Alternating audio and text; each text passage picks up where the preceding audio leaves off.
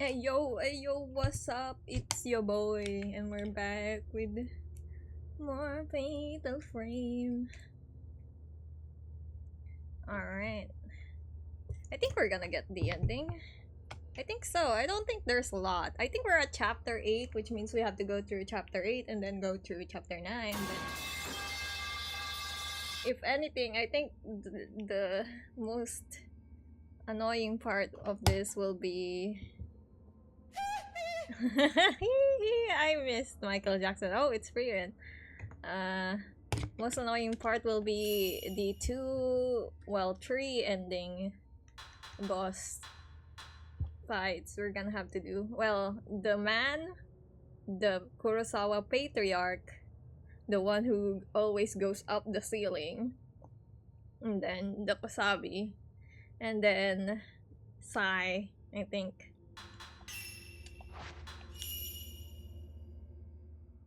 But otherwise, we should be fine. I don't think any other. I don't think we'll have any difficult areas for this one. It'll just be a bit long, because we have to go through the whole chapter again.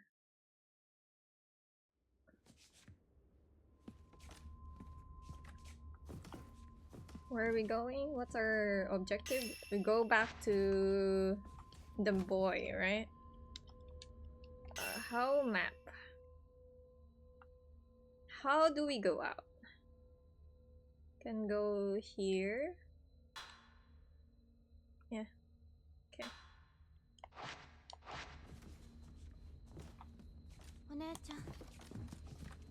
It's been a while. I will have to get used to controls again.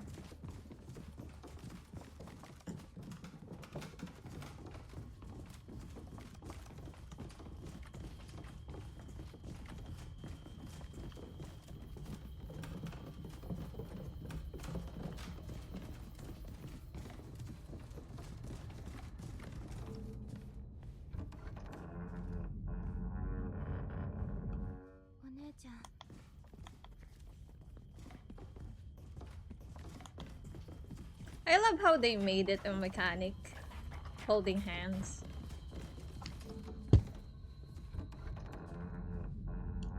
I really don't have a reason to hold her hands, because I don't need to heal. But it's nice, you know? Oh, we can't go out here because Chitose hasn't unlocked that yet. Oh well.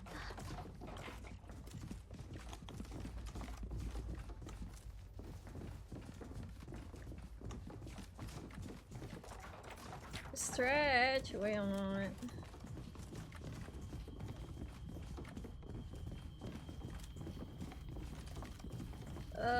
Can we go through here? Alright. Stretchy! Sheesh! Alright.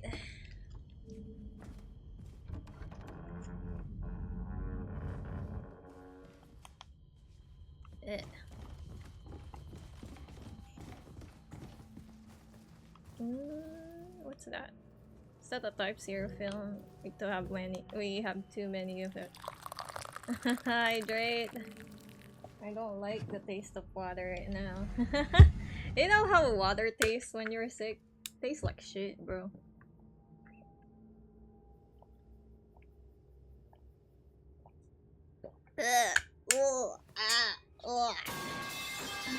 Ew.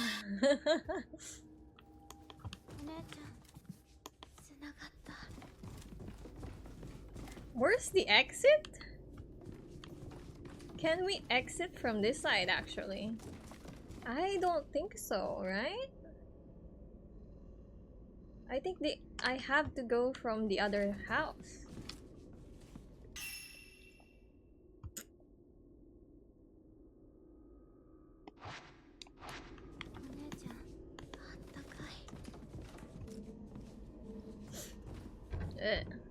Oh my god. It's so fucking annoying.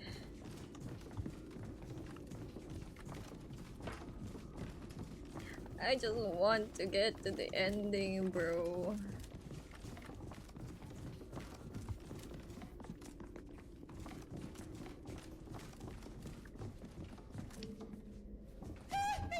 Hi, magical. Let's go. Wait, let's go.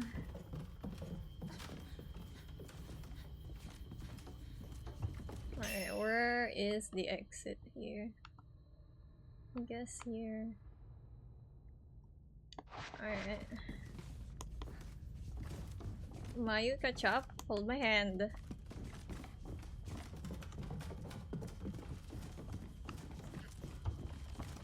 We're not really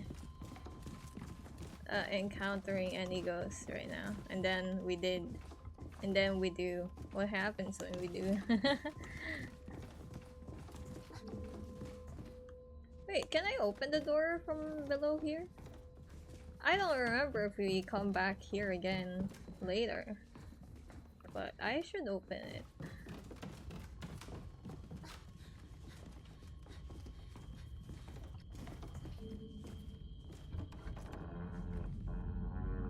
No, this is open. Oh, it's a different place. Wait.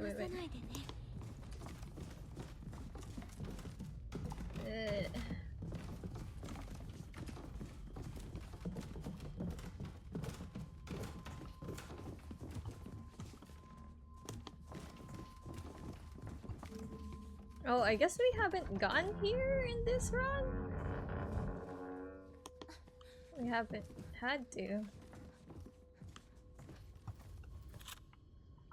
Yeah, because this is still here. Oh, wait, I forgot the controls.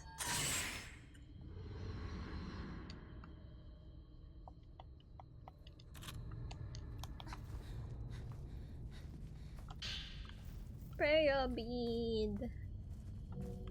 Type 0 film. Another prayer bead! What can we even upgrade? We can upgrade the zoom.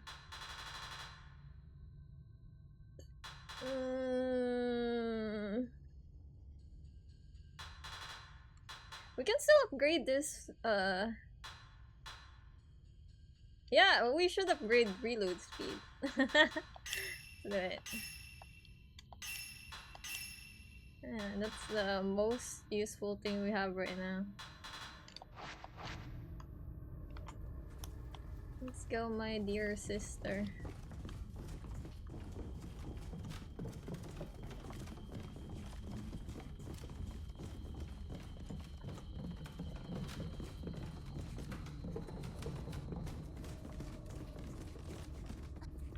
Can we unlock any of these? Okay, now we unlock this. Or was it always unlocked? Is this unlockable? No. Okay. Well then. Fuck that. I'm lost in this tiny house, bro. Where am I supposed to go? Where do they want me to go? Where's the bridge? Where's the freaking bridge?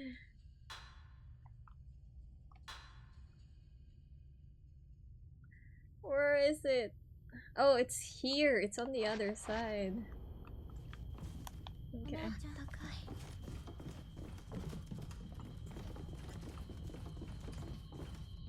This goddamn house.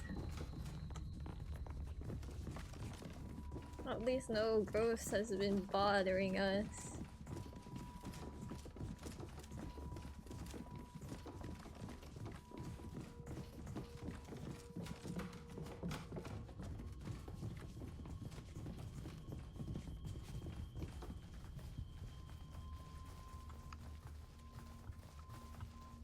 Do we actually encounter ghosts with Mayu?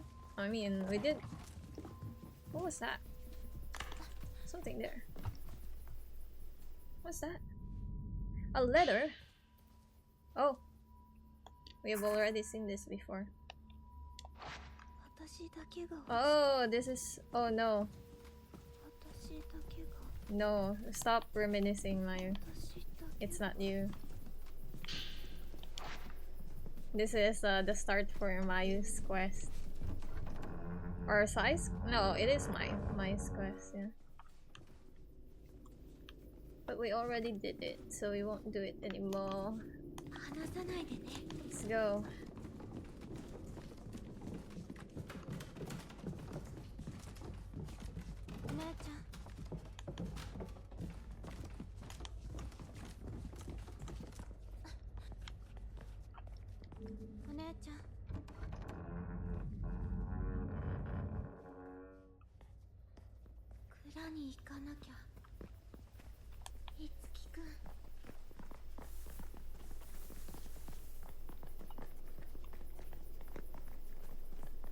Alright.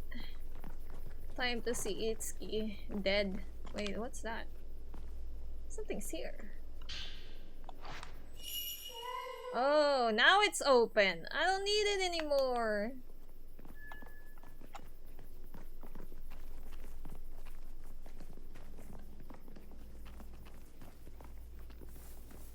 Oh. They got me.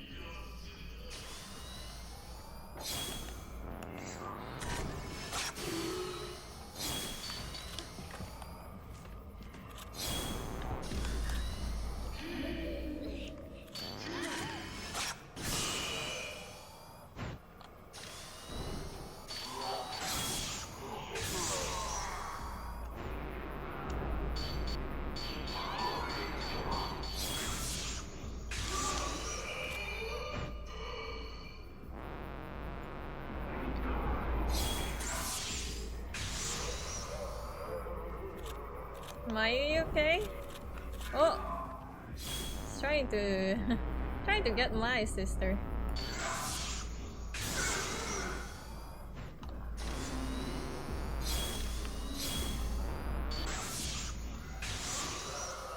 You okay? She got up on her own. I wonder if it goes both ways. I don't know if Mayu has a health bar. But I wonder if she has, would it work on her too? Do we heal her too? Alright, cutscene.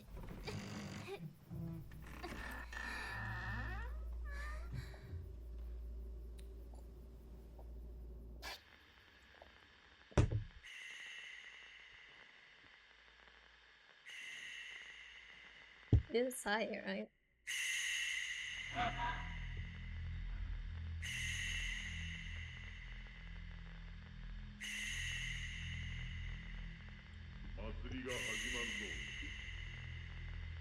I still don't know.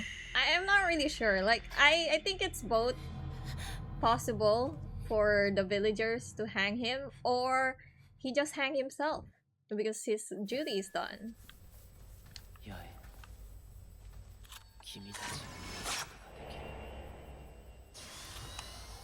His duty is done and he wants to be with his brother, so he killed himself. That's very plausible.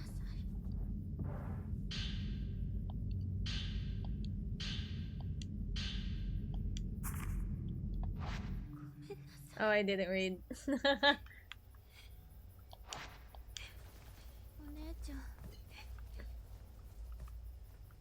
Oh well. Okay, time for the kids. I hate this part. I hate the kids.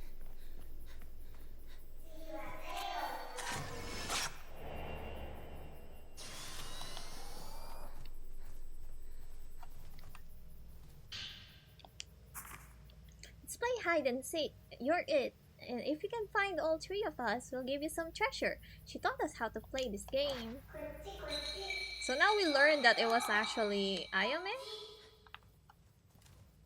Is it Ayame or is it Akane? Ah, no. Azami. Azami or Akane?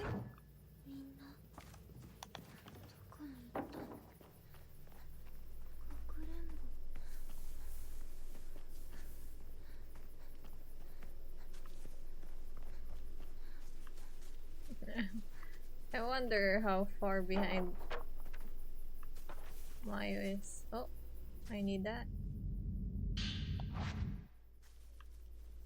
I need a bunch of film now. Oh! Ow! What the hell? Ah! I just wasted that.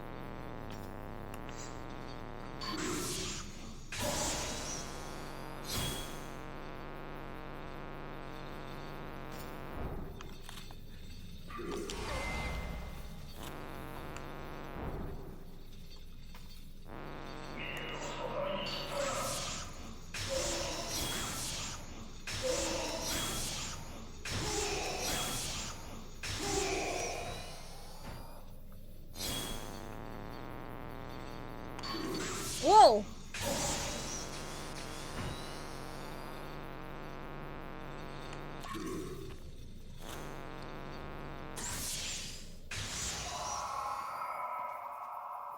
Alright, heal me up.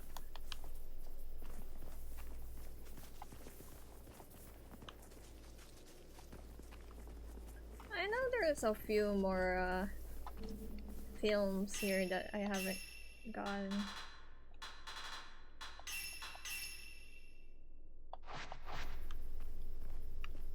But I don't know where, so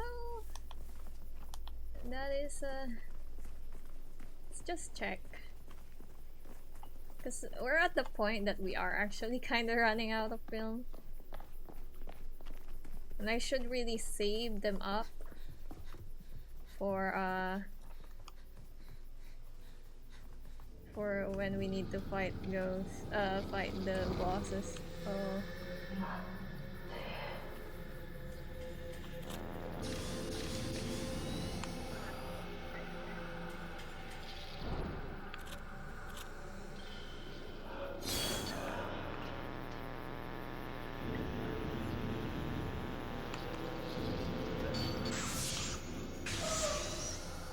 Oh boy.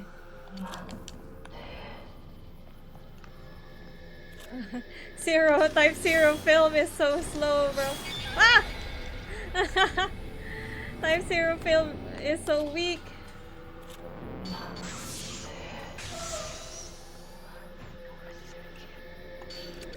Oh shit. No, no, stand up, stand up, stand up. No.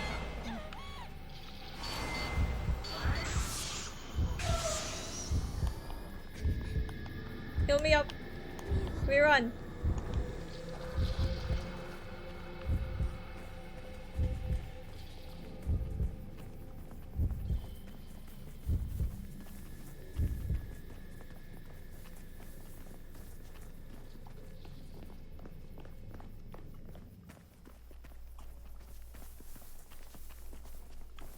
I think she's gone.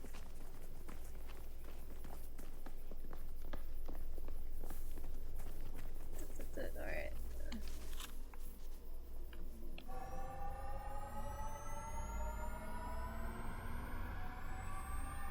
Fighting his kids will be a pain, bro.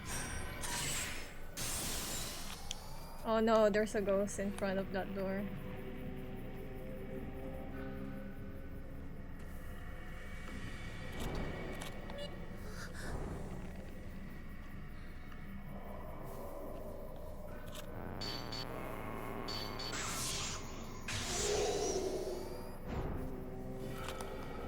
I'm gonna leave Mayu alone, bro.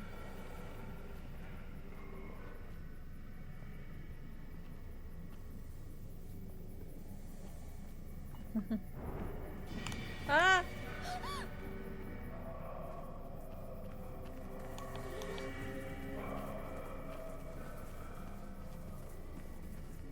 Looks like we can run fine as long as Mayu is with us. But there's something there. Is that a zero film?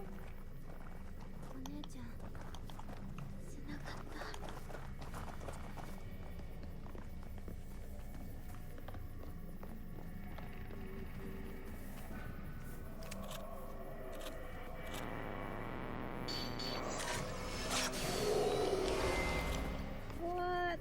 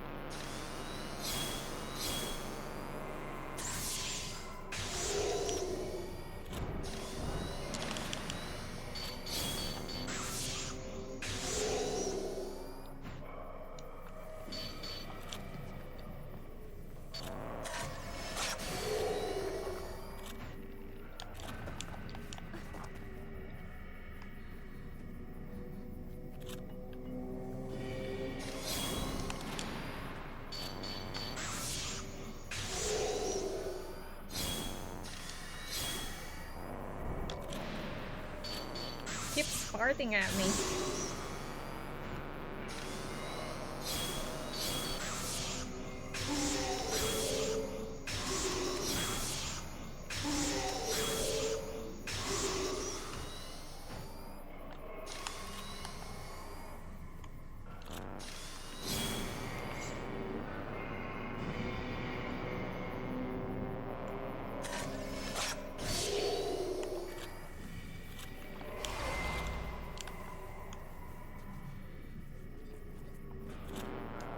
Hello, Mayu.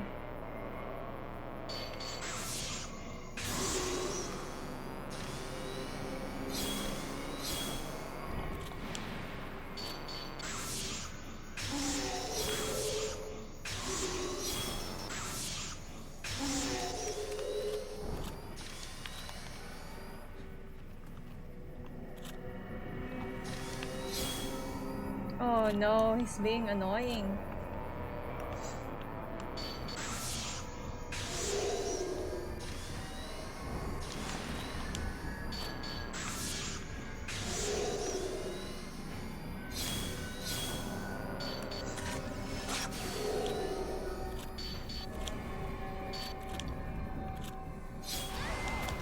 Shit, they got me. No!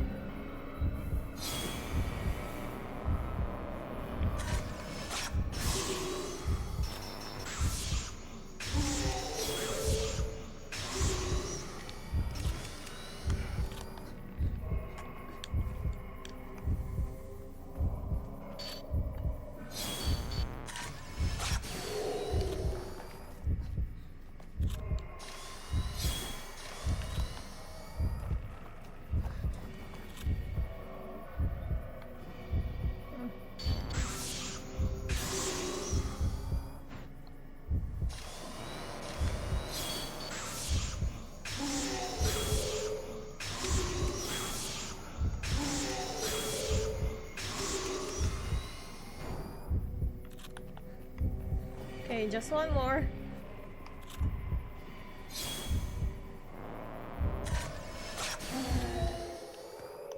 Oh my god, finally. We might not get that ending today.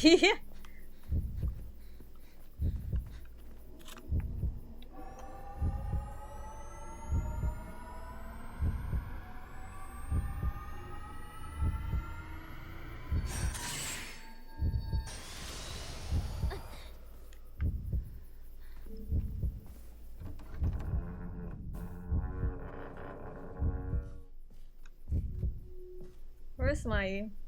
Come on.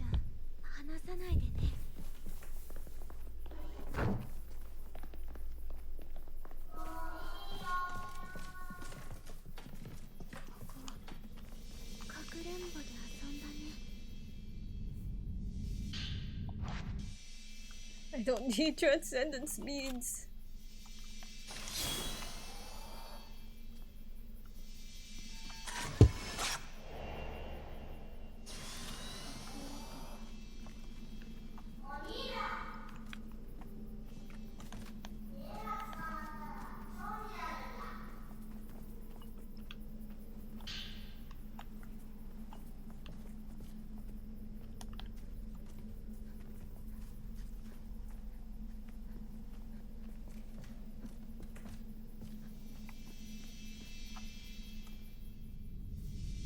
More film, please. No, sacred water. I guess I don't have blood.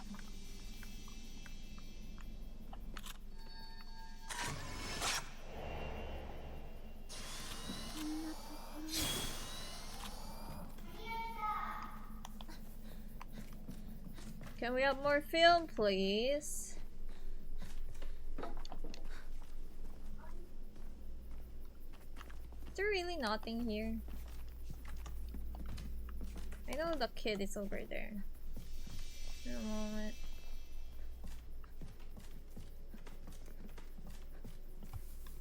Really nothing over here? Okay, that's it. That's all they're giving us. Okay.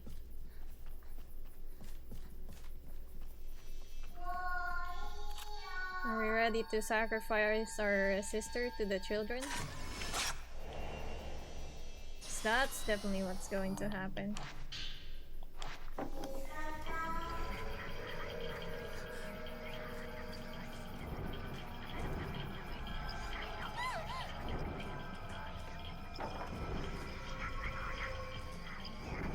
Her sister is like, Mia, why are you running from me?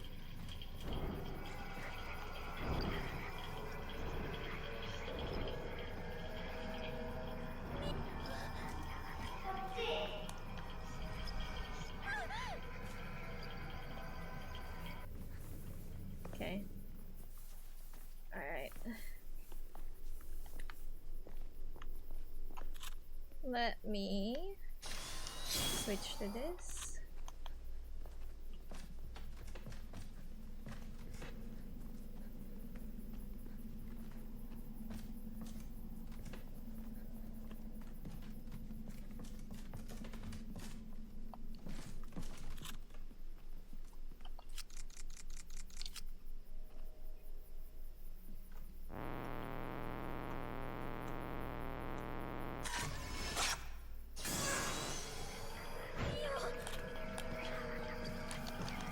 Run, run, run. We're running. Same tactic. We're gonna get that stealth kill, bro. Fuck you, kids.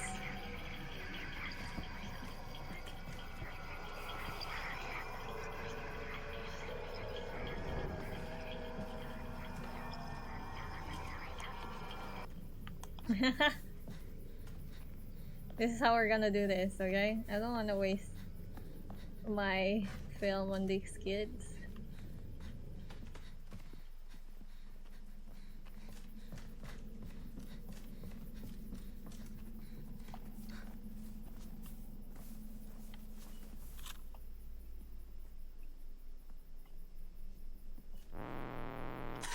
Get that boy. Run. We have 2 more left.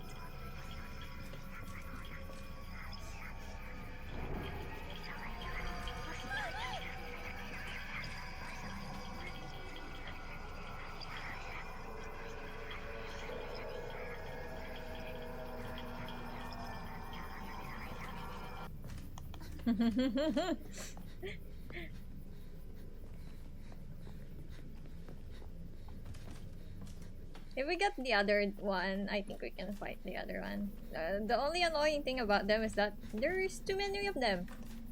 They can hit you from all sides.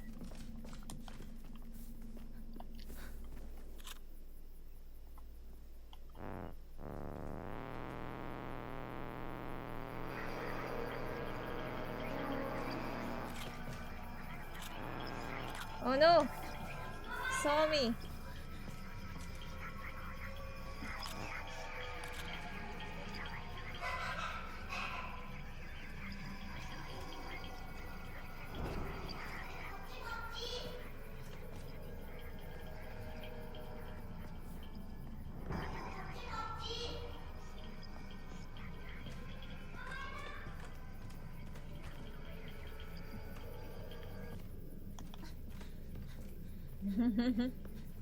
Hi Mayu, how are you doing? Where's the other kid actually?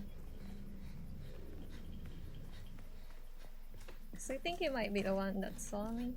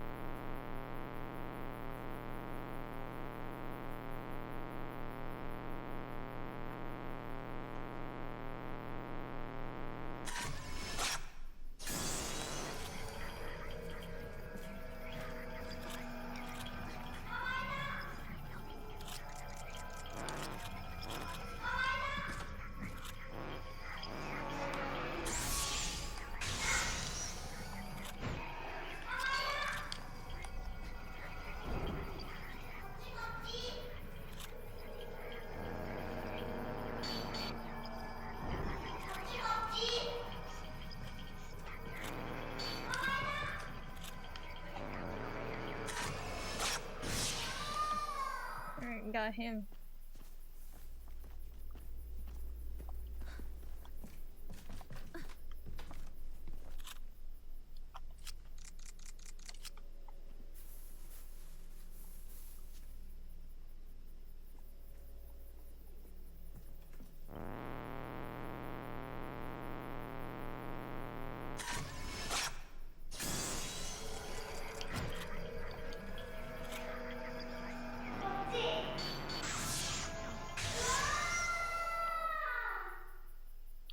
Alright, got it.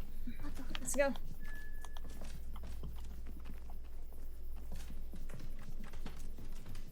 We're not gonna have to deal with cheetahs there, right?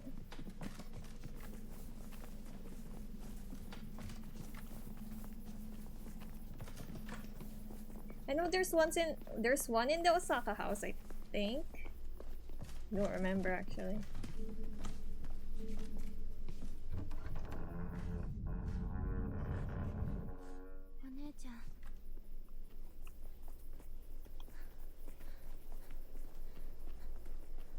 I know there's one in the Kiryu house.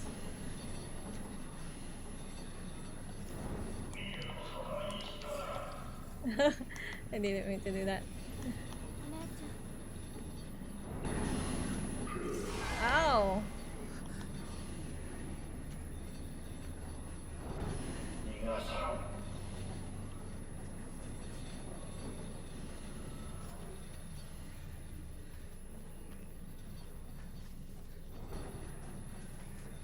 Oh, they're chasing us from so far away.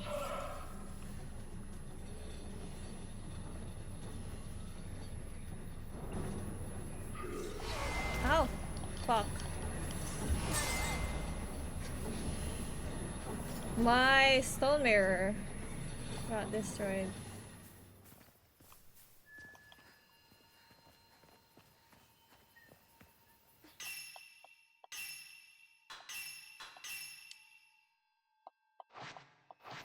I don't know where else I have a stone mirror. So...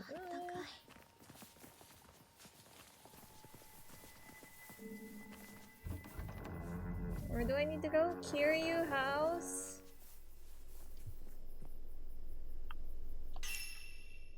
Osaka in Kiryu house, okay.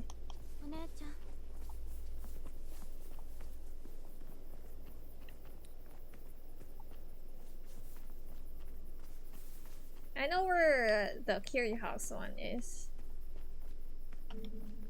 In the secret room. But the Osaka house, I don't remember actually. Is it upstairs?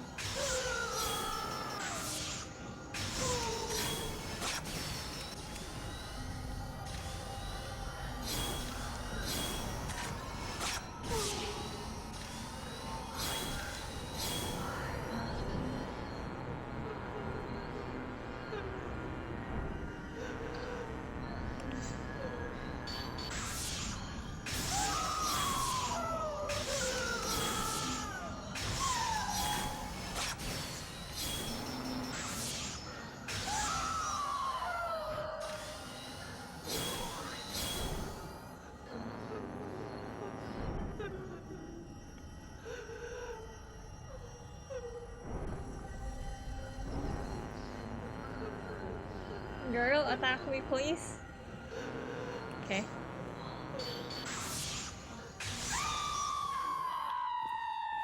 I think this is another Zero film. All we're getting are Zero films at this point. Which I don't have the space for. Where? Oh, is it upstairs? Let's go upstairs. I don't remember where the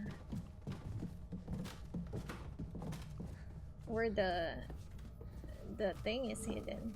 Is it here?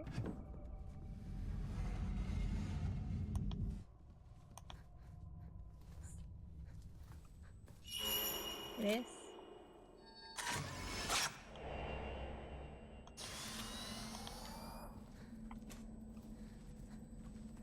Give me that. No, not that. Did we get it? No, it's not that. Oh, it's this.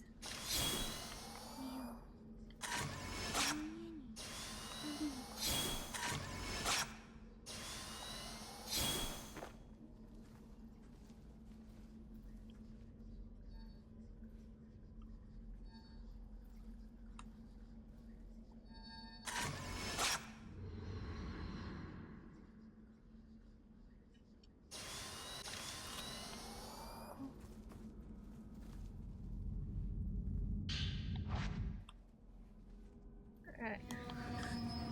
Oops.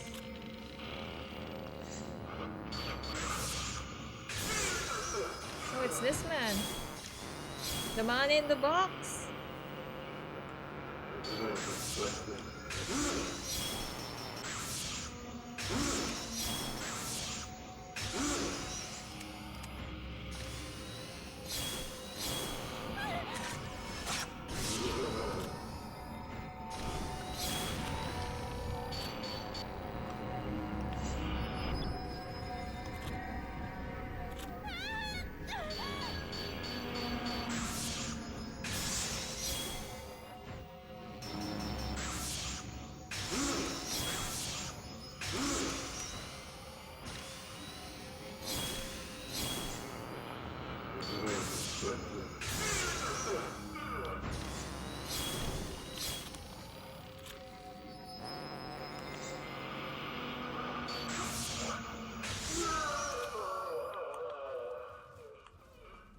Okay, Maya.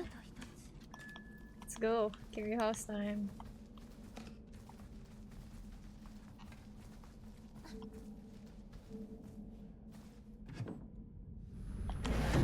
Fucking hell! Can't you guys take a hint? Oh shit!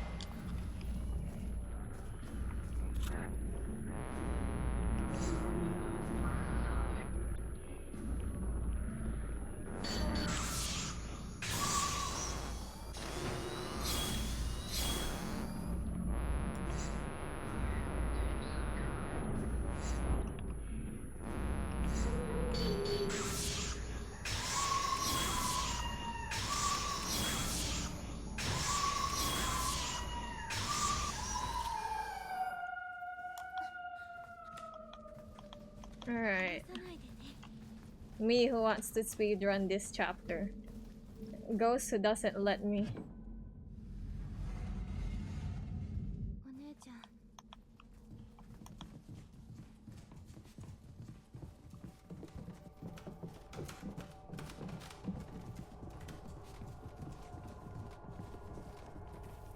Oh no, this is closed. It means there's a chance there's a ghost behind this. Yep.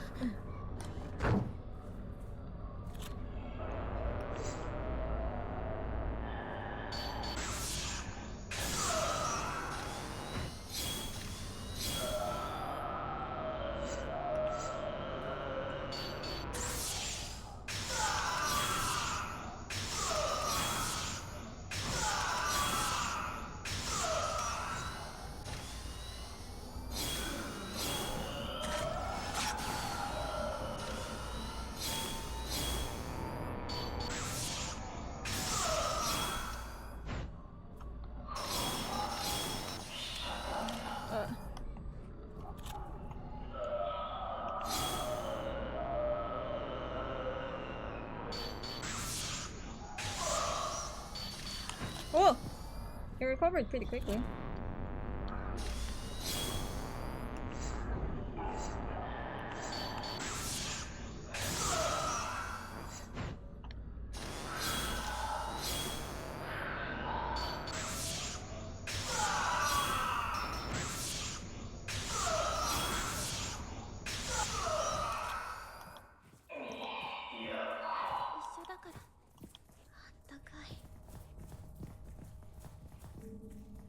I hate it because usually if you open doors, they stay open, right, in this game.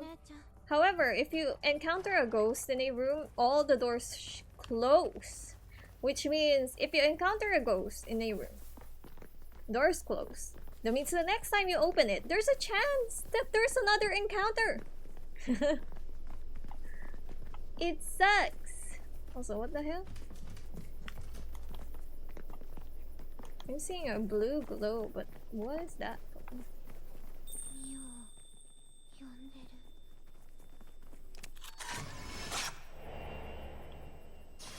I know where the room is supposed to be, so we could just speedrun. Why is this closed?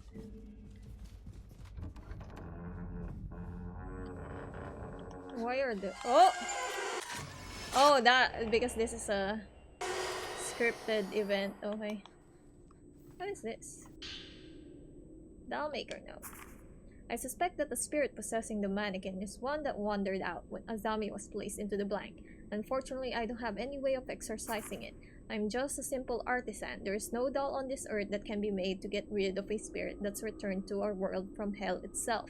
I have no other choice but to return the mannequin back to the blank. The problem, however, is that the mannequin is attempting to conceal anything and everything it can find connected to the deep path, including our family crest. I'm all but certain the mannequin ran off with it. Each and every night, the mannequin disappears. Where exactly, I don't know. If it's somewhere in that house, it could be. No, it couldn't be the room where the previous clan chief committed suicide. That place is sealed within the walls of this compound. Actually, on the second thought, I just might be able to create a contraption that can exorcise the spirit from hell, but I lack both the materials and time to put it together. Even if I can make such a thing, it would be extremely dangerous for me to do so. I wonder what that is, actually. I don't think he ever talked about that. So many Type 0 film, bro.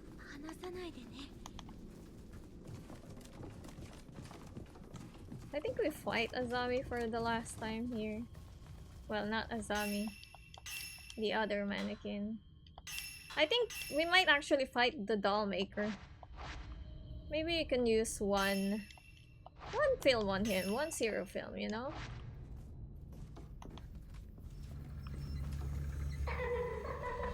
Oh, fuck you, doll. Ow! What the hell?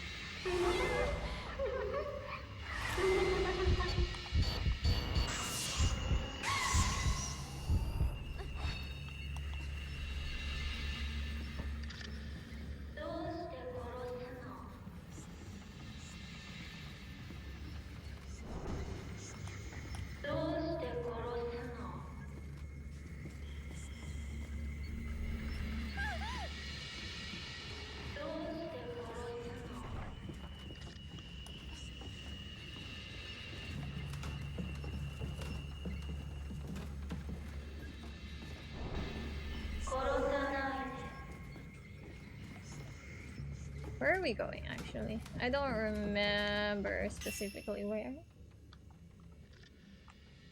Oh, I think here.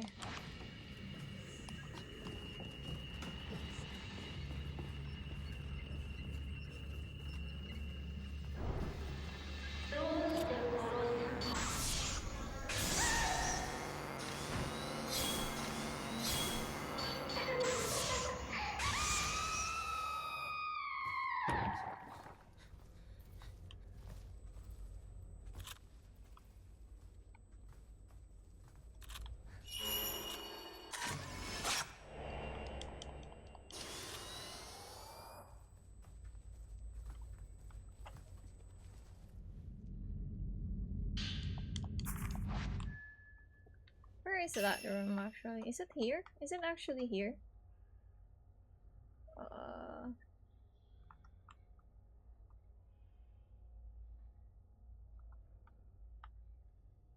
I don't remember where the room is. I think it's in one of these rooms, right?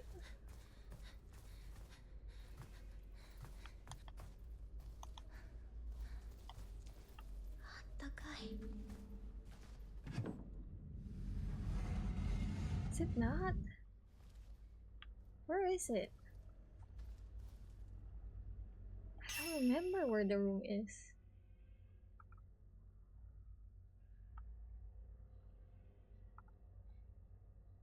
Not there. I don't think it's there either. It might be here. Oh yeah, because of this Curio House hidden room. Yeah. Michael Jackson.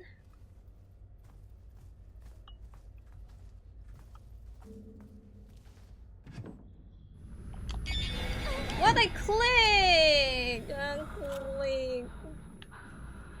I swear.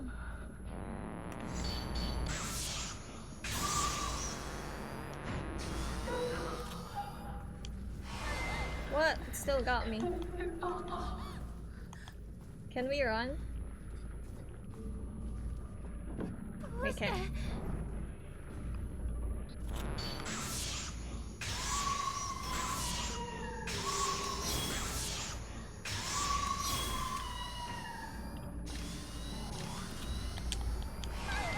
Ow! This is such a close space, it's hard to fight without getting hit. Oh! He's trying to kill our sister. Oh!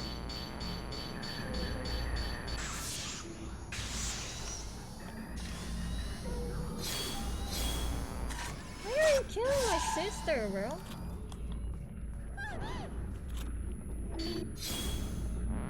She's really trying to get our sister. She's even ignoring me. Oh, fuck.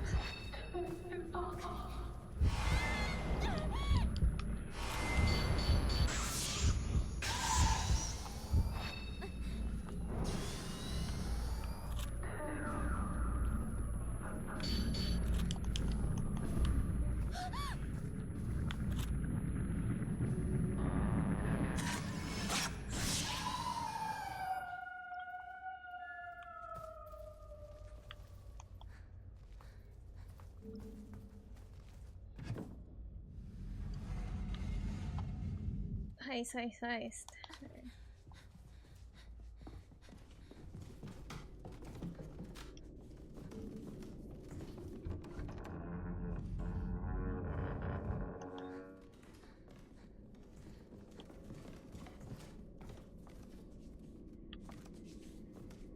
Hold my hand, Mayu. Come on.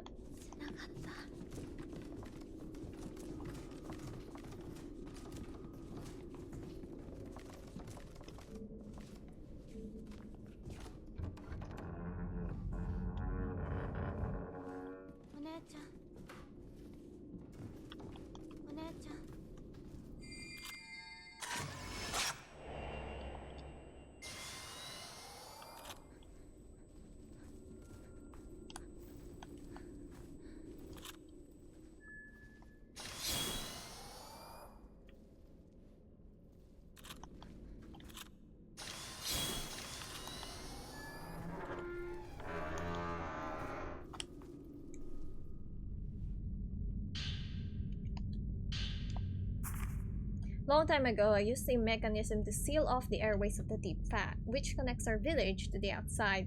Words cannot explain the depths of regrets that I feel about ever sharing this secret, which only the High Priest and I know, with the twin maidens of the Osaka house. The High Priest told me the girls fell victim to the cave-in, but in truth, he almost certainly murdered them. The airways were altered so that they can't be opened up unless each household comes together and agrees. That way, another tragedy like this will never happen again. My final task is now complete. All that's left for me to do is now apologize to the two of them.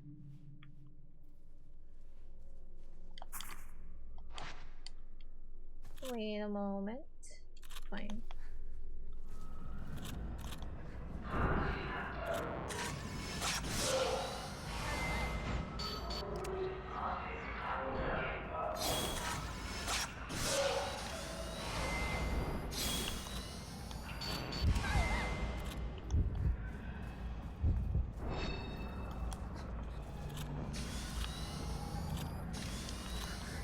Wait a moment.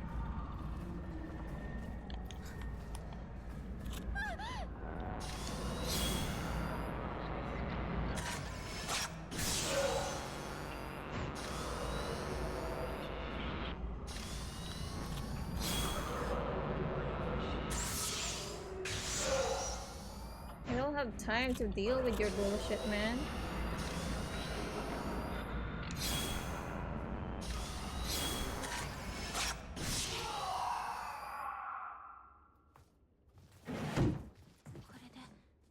Mayu?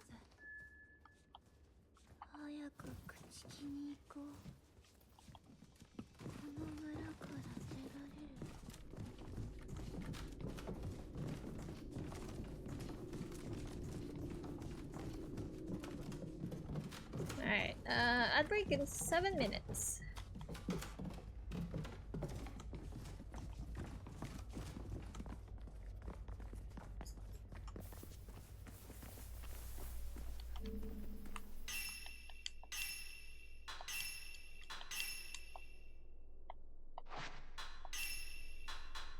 Ooh, we have 400k, bro. We need some film, though. We absolutely need some film.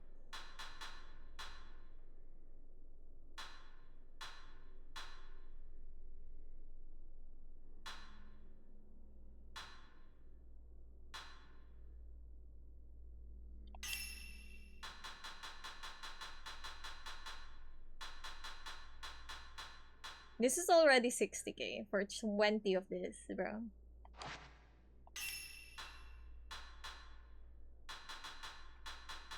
We might need to save stuff for for later, for the boss fights.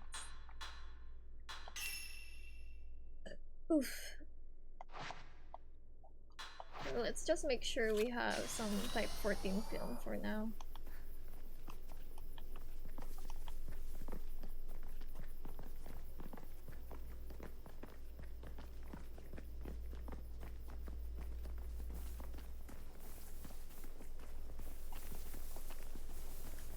Like, type 7 film is just too weak, bro.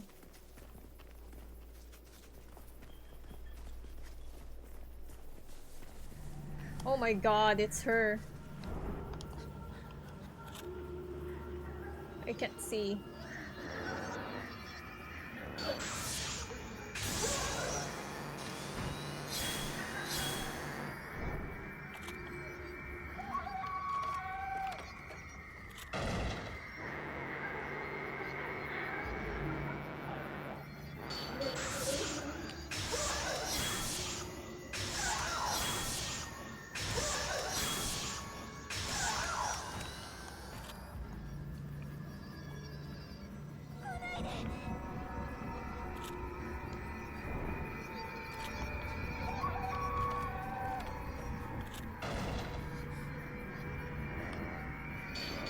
Whoa!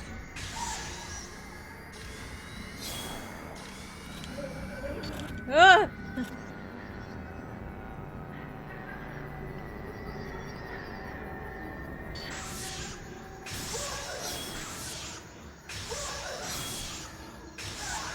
Mayu?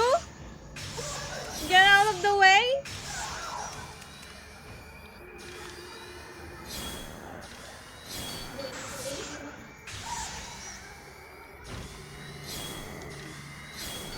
Oh!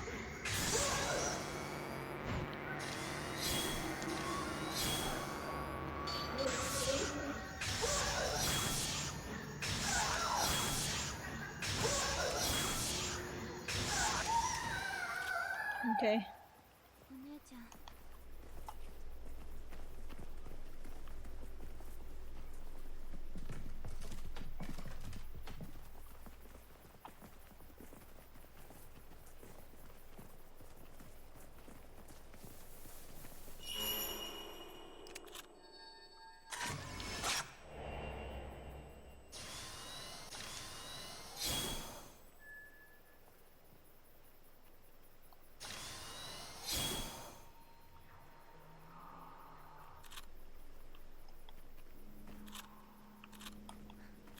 Why this?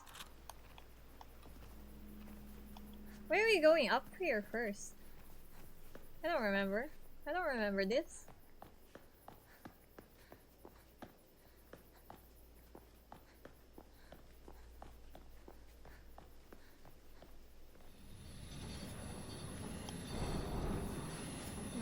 Can I just run away? Run away, Mayu.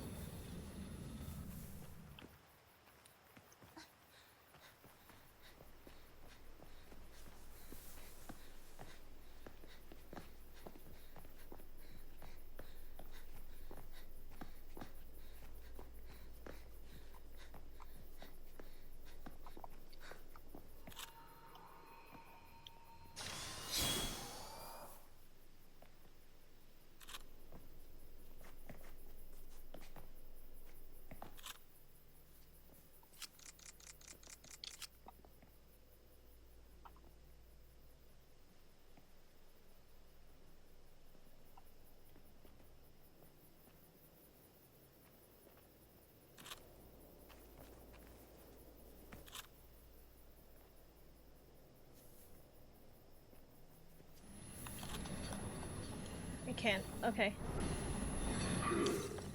Good to know. Alright, how do I deal with that? Because they're kind of annoying. Okay.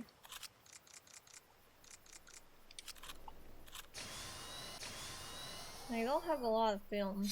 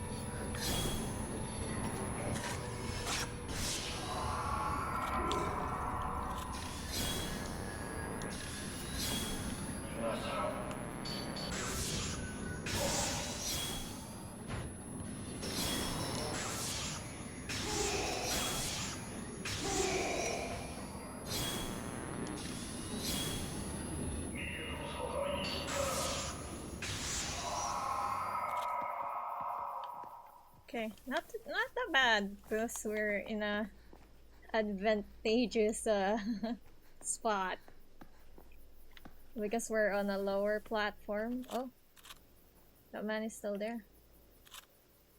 That's why. Wonder if we can sneak on him.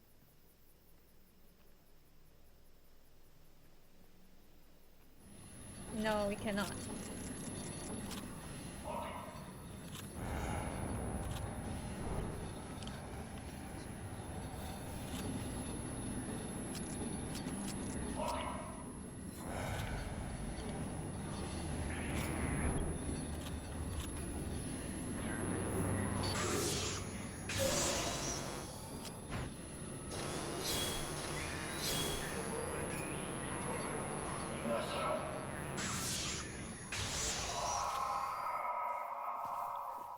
Alright.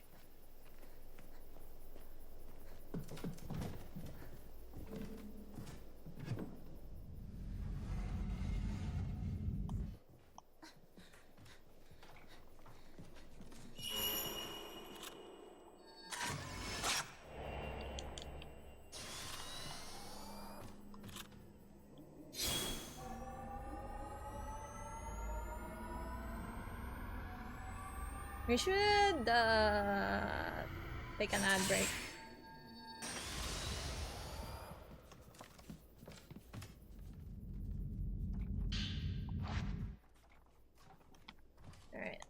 I'll save and then we'll take an ad break here.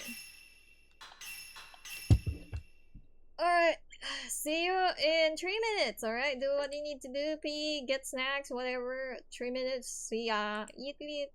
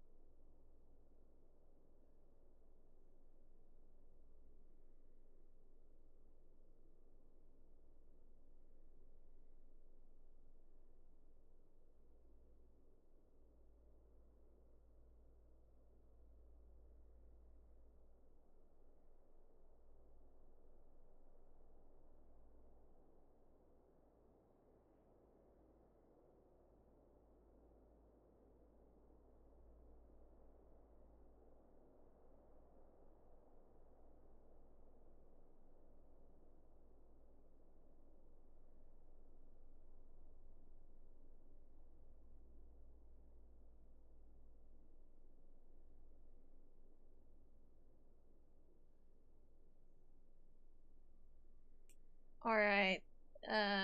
Wait. There you go. We're back. I think. Right? Yes.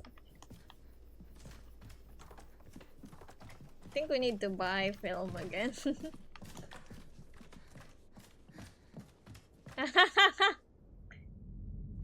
It was targeted for you.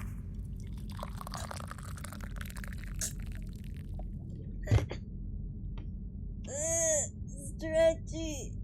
Amongst the old literature that I've been sifting through is a map titled The Deep Path. It appears to be an underground cavern used for rituals, but the contents are so old I can't quite read everything that's written. What I have discerned, however, is that one section of the tunnels connects the village to the outside world. Unfortunately, while the entrance to the deep path is is said to be located within the grounds of Shinto Shrine, it's long since been sealed off.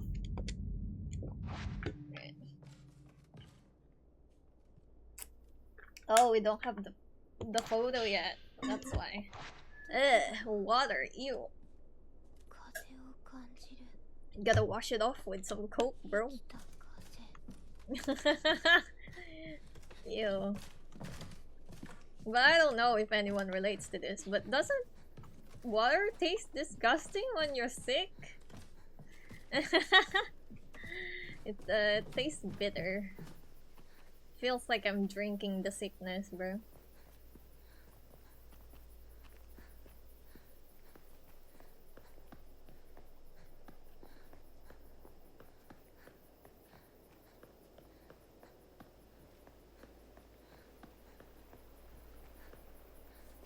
Where is Mayu? Because we're gonna have to run from the Kosabi.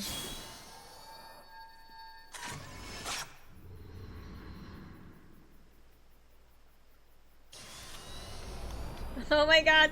Mayu, run!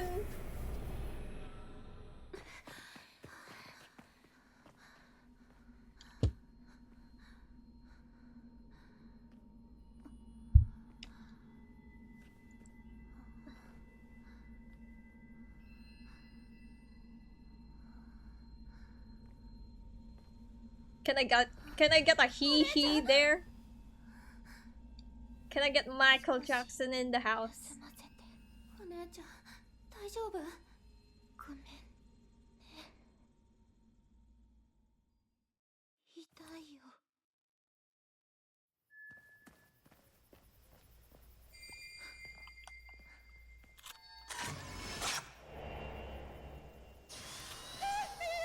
Hello, Michael Jackson.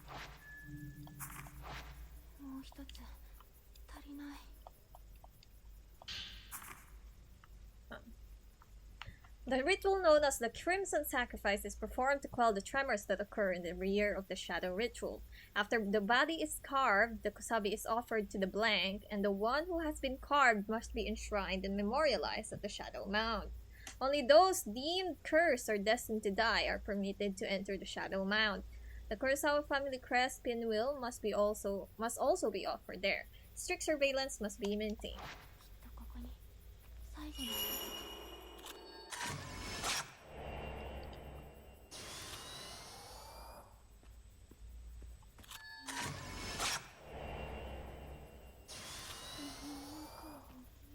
I want to change outfits.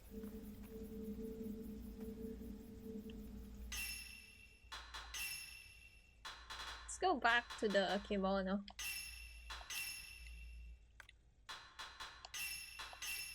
It's been a while.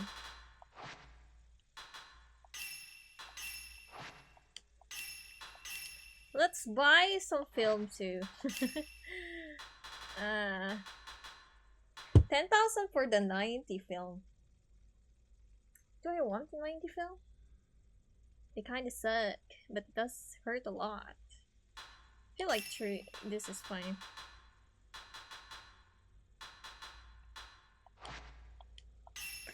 I keep pressing the wrong button, bro. There we go. Maybe a bit more. Can't hurt. Especially where we're going. Alright. Folklorist note. Twins in the Minikami village are deeply intertwined with the ritual that transpired here. In recent times, the Great Council of State issued an edict officially defining elder children within a family as those born earliest. Previously, different regions within Japan defined seniority among twins differently, but since that proclamation, the elder twin is now defined within the law as the one born first. Considering the implication that this clarification could potentially have on the village and its rituals, I decided to inquire about it with the head priest. He merely laughed it off, saying, "Around here, tradition is tradition." Thus, Minakami Village remains committed to its old historical way of doing things. Namely, it considers the elder twin to be the one who was born second. It's under that interpretation that rituals continue to be held. They never really explained why that is. But since I do know from several games, Japanese games, that involve twins and rituals, because this is a common theme, the reason why they think it's the second born that is the elder is because they believe that the elder the elder child, I guess, in this elder twin, gives way to the younger twin. So the younger twin is born first.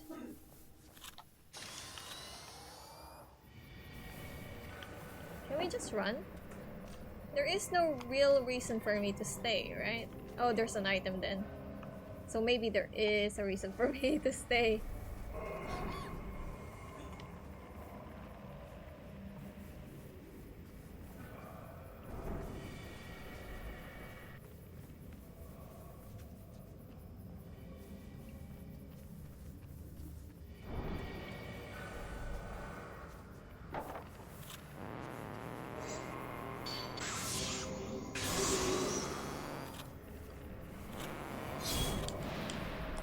Oh shit, no, there's more.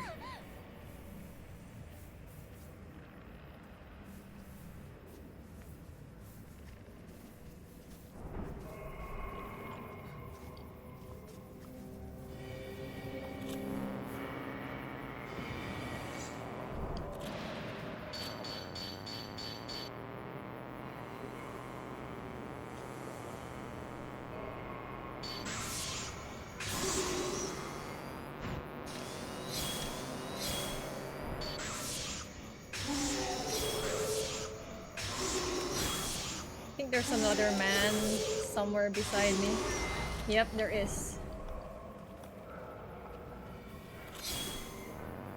Oh my god, they're going crazy.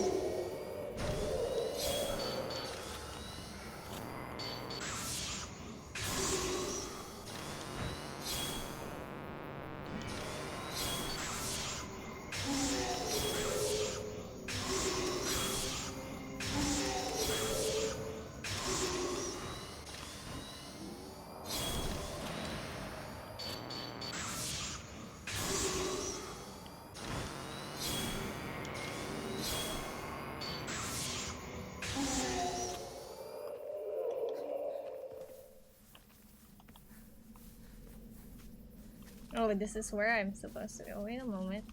I saw an herbal medicine on the way back.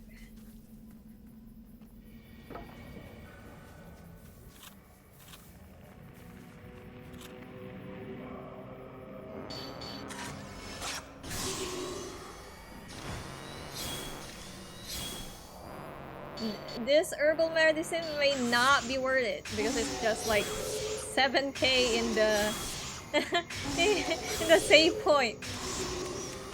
But I guess they give us points, so I guess it's fine. I don't know where he is.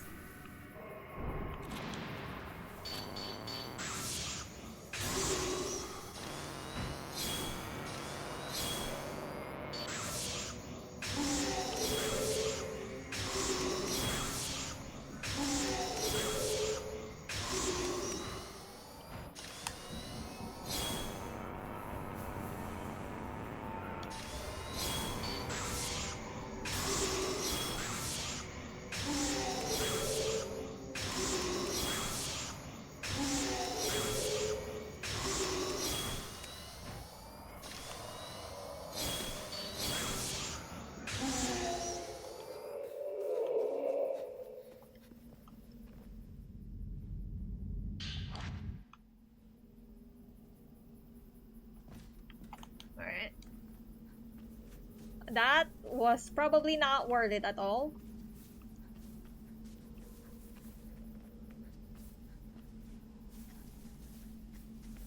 Oh, but we got all of these. Nice! Well, that's just more. So 40k.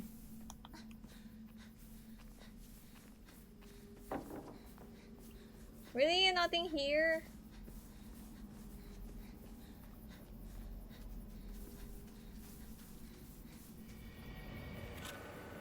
Where? I think it's inside the house.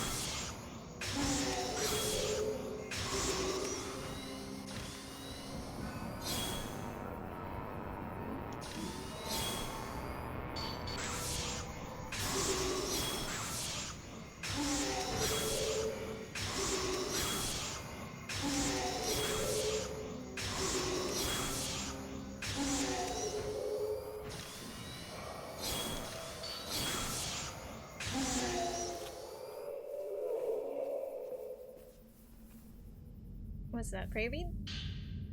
Transcendence speed. I need film, guys. Film is what I want.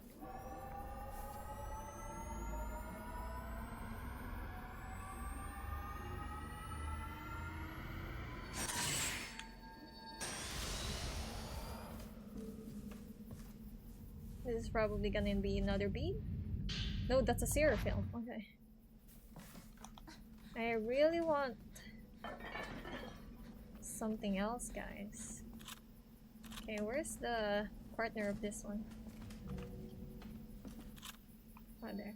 I think I already got this, but just in case. You never know!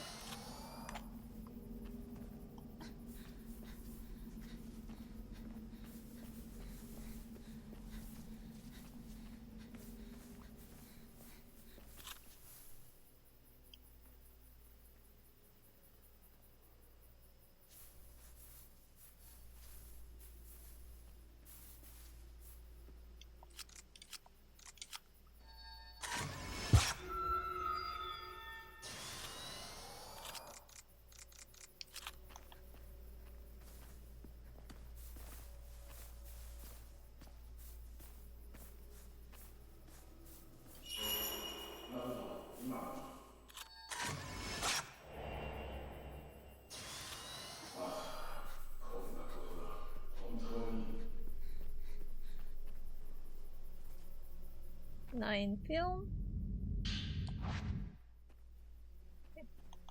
Just two? What the hell?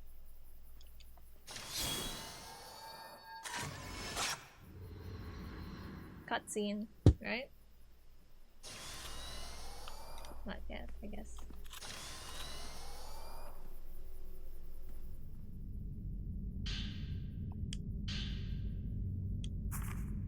I found a path from the old tree that leads to the umbral mound. When I raised the camera obscura to uncover whatever was hidden within, I was assaulted by countless masses of vengeful energy, as well as hands grasping for rescue. Luckily, some quick shooting on my part allowed me to emerge unscathed.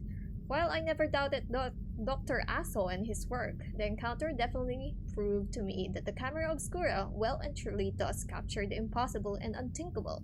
After all, despite my complete lack of spiritual perception powers, I was still able to capture those spirits with the camera, clear as day.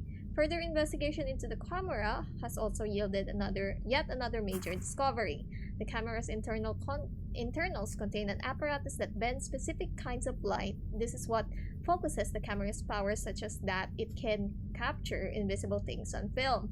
If I were to hazard a guess, I would say it's likely a safety mechanism intended to prevent users from directly viewing things that they absolutely shouldn't. That is to say, hell itself. Does the mere sight of hell really pose such a tremendous danger that it merits such precautions? At any rate, removing the safety mechanism from the camera reveals a hidden mirror that reflects the camera's subject. This part is referred to in writings as the Holy Mirror. Its small, simple design suggests it is perhaps a prototype, one that Dr. Aso was possibly trying to allow the camera to ward off vengeful spirits from hell by capturing the energy of hell and reflecting their visage back at them. Taking inspiration from ancient myths, I'll refer to such hell repellents as hell exorcisms.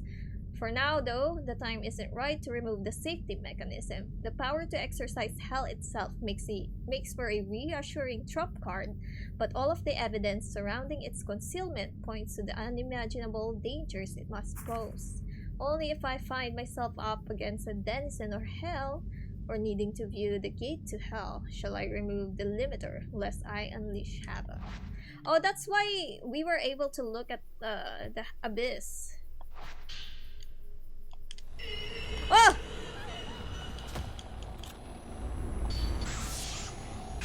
I forgot about this.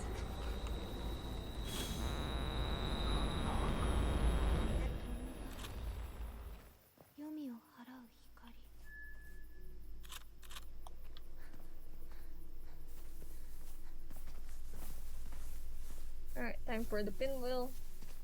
And then that should be the end of chapter 8. I think we're on time, yeah?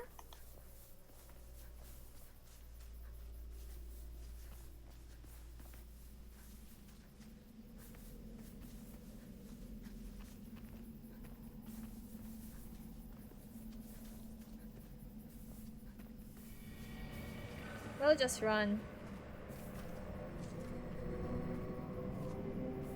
I don't think we need to fight any of these dudes. We already scoured the area. We got what we need.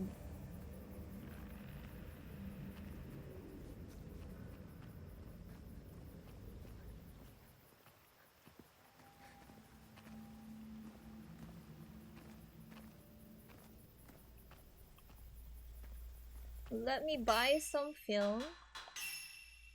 Again?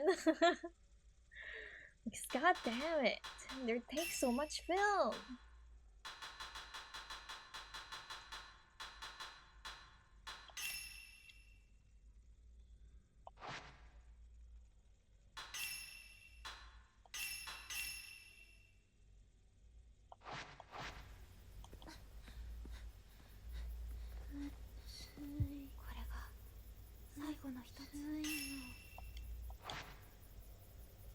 Okay, here we go again. Okay, so yellow, green at the bottom. Or is it? No, it's red at the bottom. Okay. Is it?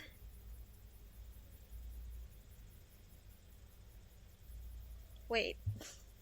So yellow here, red here. Yeah, purple here. Okay. Purple there.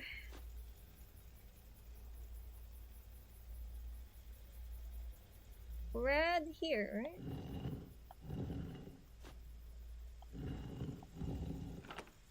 There you go.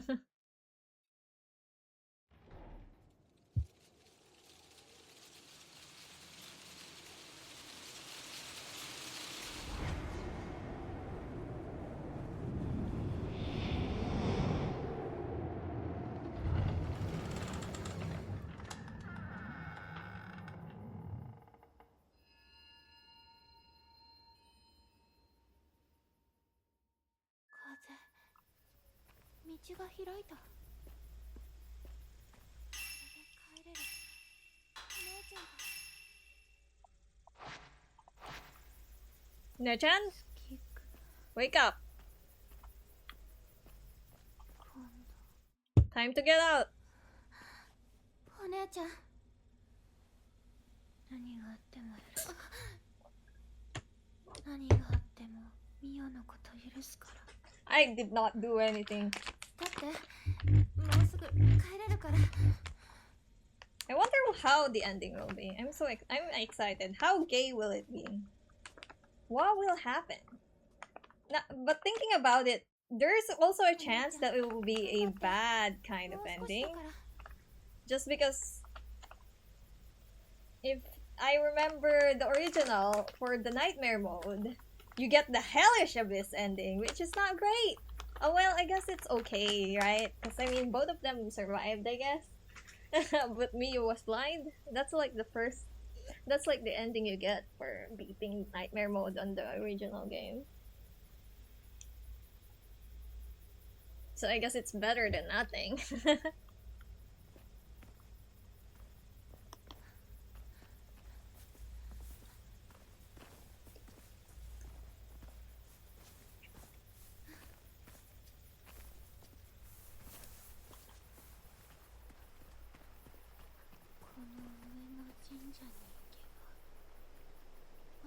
I'm waiting.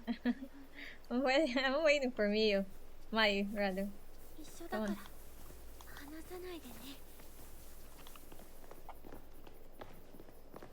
It will be chapter 9 after this.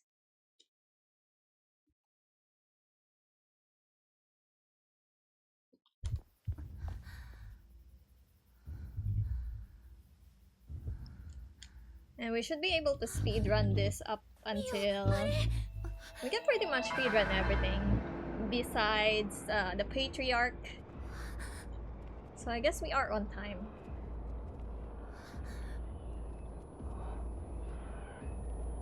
I don't know if we can run away from this, guys.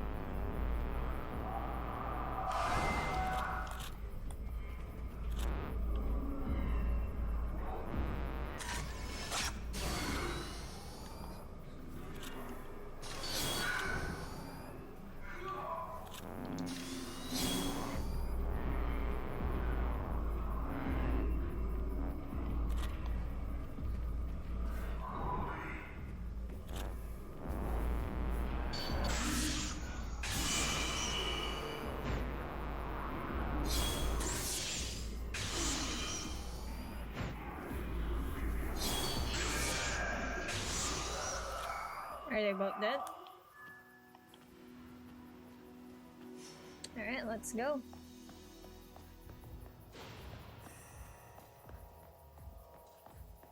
I don't think we need to do any detours, we just have to go to the Kurosawa house. We should be fine.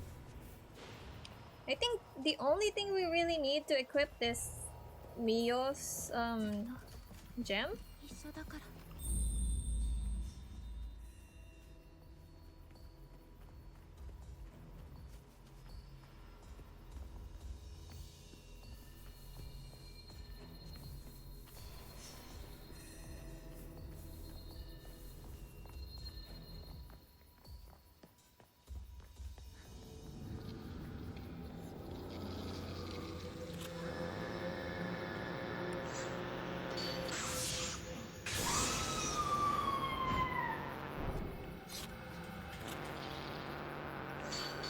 Oh shit!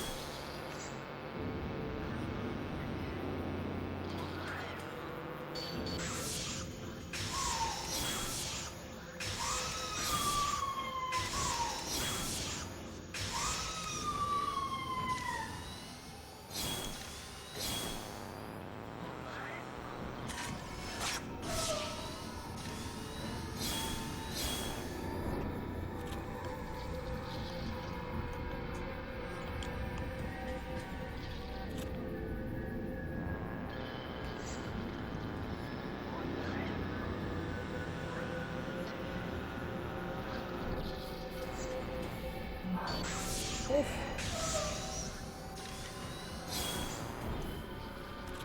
Whoa.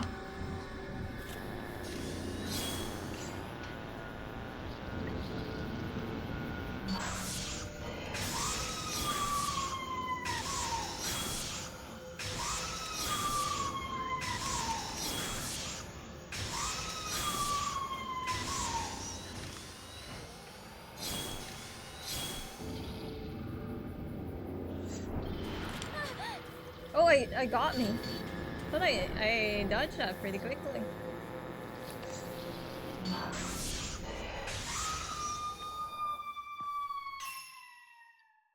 Let me get some more of this.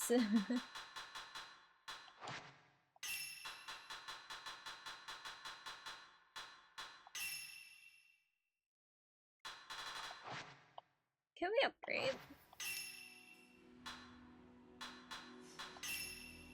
No.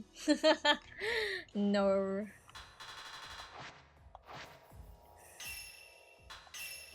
Let me get some.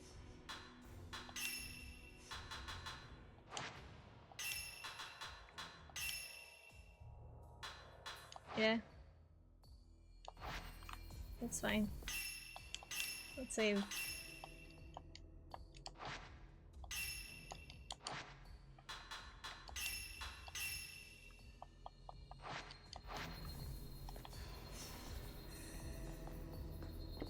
Why am I getting getting so many?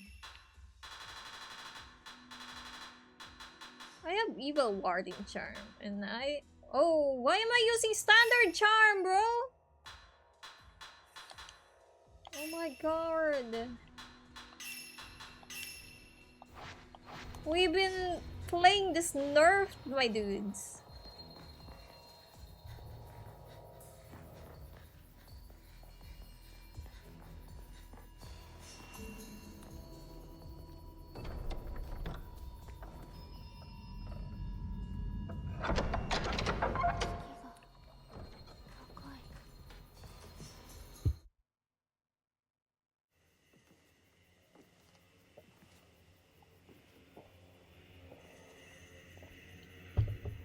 We'll probably do an ad break before the Kosabi boss fight. We still have 30 minutes before ad break though. But we'll probably do it just so we don't get interrupted. これでいいんだよ。 I do like Mayu's fit, bro. Me being like, oh, I kind of want to draw the twins. Like, I don't have so many art I need to do. お姉ちゃん I have too many. I'm so active in. Oh shit! Why are you here? I don't remember fighting you at this point.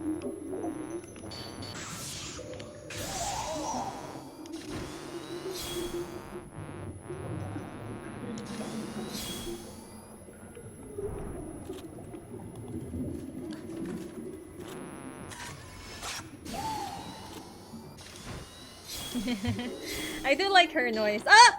Oh! I wasn't ready for that.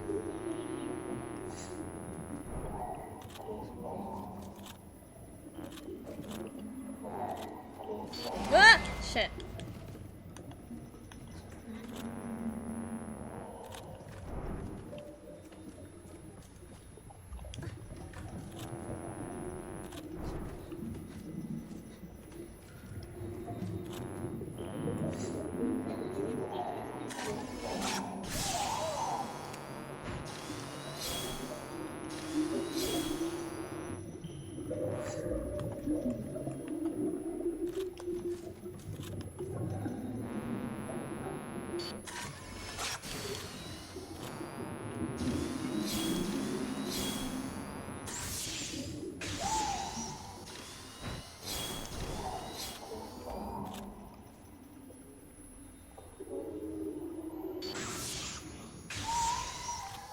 Got her. See, now I can feel how good my radiant film is. Now that we actually have the charm on. Butterfly Diary. When we were little, there was one time when we went and played by the stream that flows out of the village. Back then, we made a promise that we would always stick together. I still want that. I still want to be together forever, even if we leave the village. I'll always protect you, Sai. Always. I know we promised we would always be together, but my body is weak. Someday I won't be able to keep up with my big sister. I'm worried you're going to leave me behind. The thought of us growing apart scares me. We were so inseparable when we were born, yet the longer we keep living, the more distant I feel like we're going to become. That's all the more reason for us to reunite.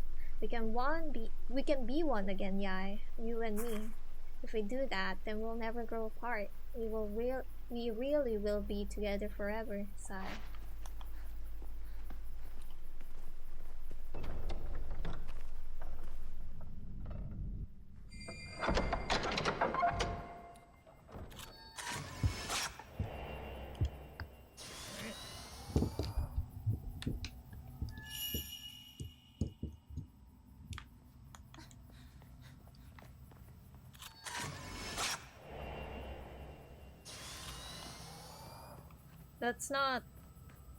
That's just something to read, right? I don't need it. But just to be sure, we do have Mio's sparkling stone. Yeah. Okay. Just to be sure, we've gone all this way and then we're like, oh no, never mind. I can't get the ending. How fucked will that be?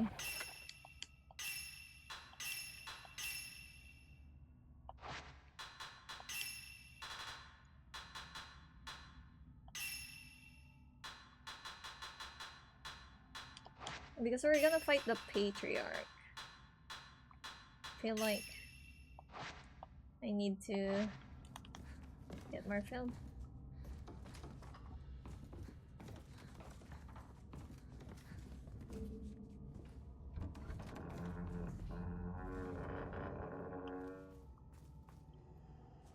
What is this? Transcendent speed.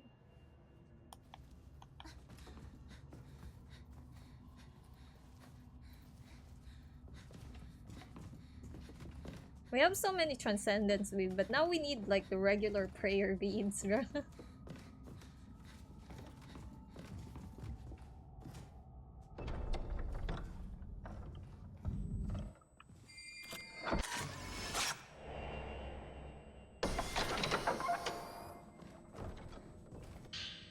Butterfly Diary.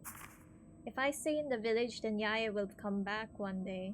Maybe I can become a butterfly all by myself. When I do, I'll wait for her, always. I'll wait for her at that place we made our promise when we were little. She'll find me someday, I know she will.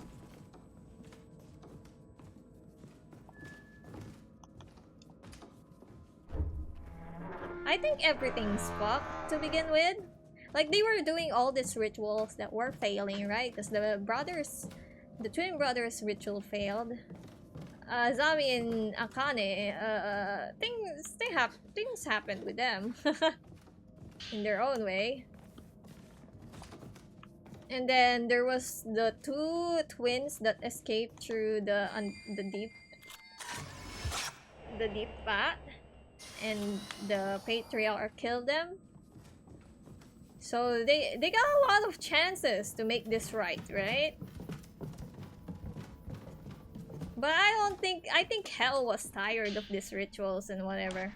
I think Hell was like, you know, we keep taking their rituals and whatnot, but I'm kind of tired of this. Why are we keeping this village alive? You know what I mean? So I feel like that's the real reason why everything wasn't working. Because they had the Kusabi too. rather, they had to sacrifice the man. He didn't die. Technically, the ritual was a success. But it didn't quell the abyss. And then we got these twins.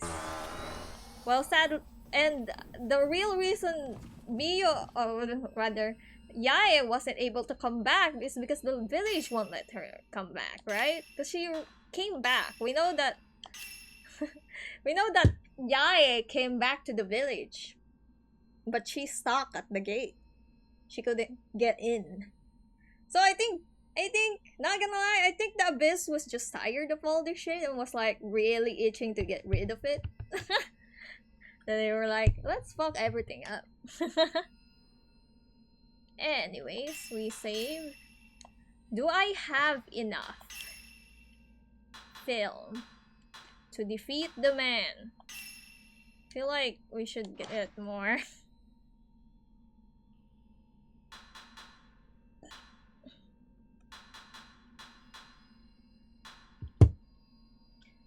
$28 film. Let's get more. I don't trust myself.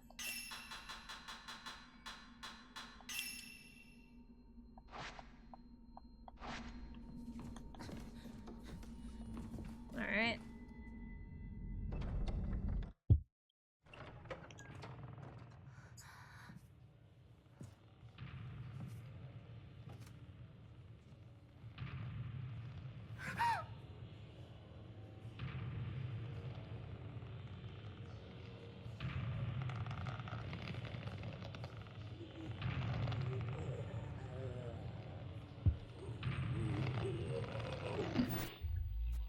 See, he's still alive.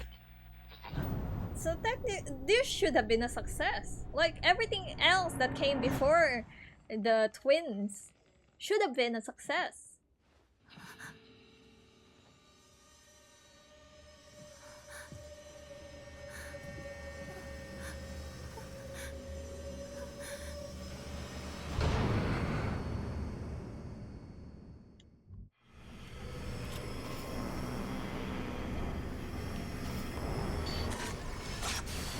What? What? You saw that?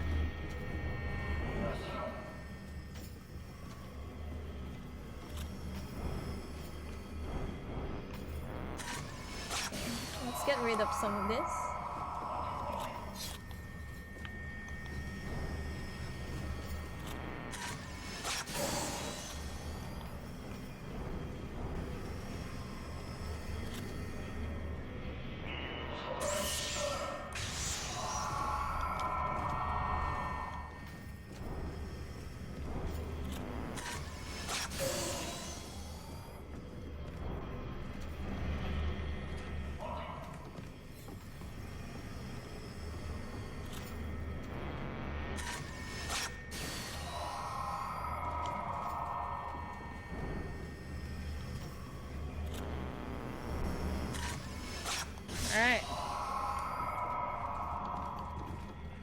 Fuck. Oh no. He got me.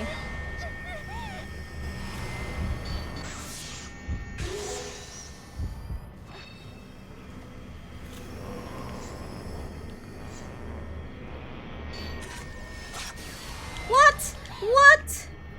Scam! What? Scam! What the hell? Oh my god, he's summoning the bitches again. Oh my god.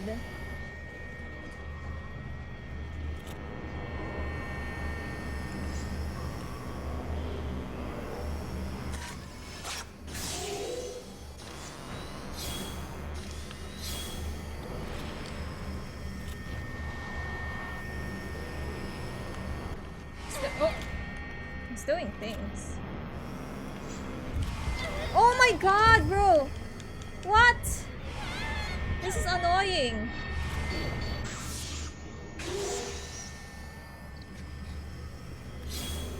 This is annoying more than anything.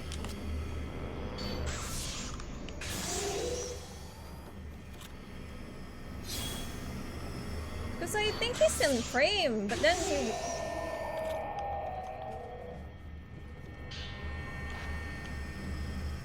Okay.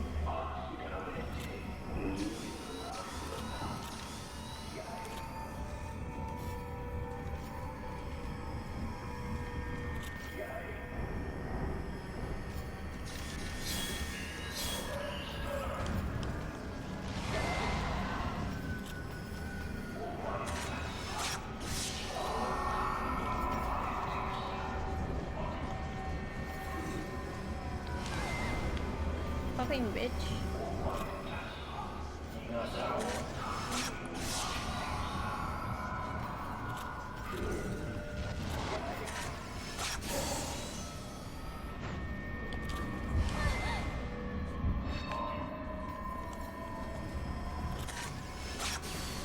What?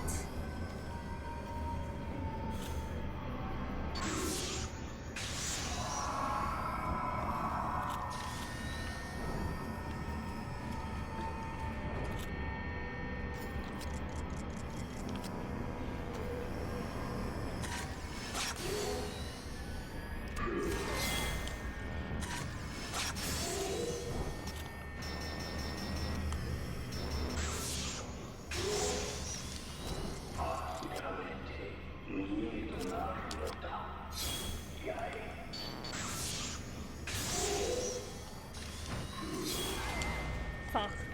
You're still this dude.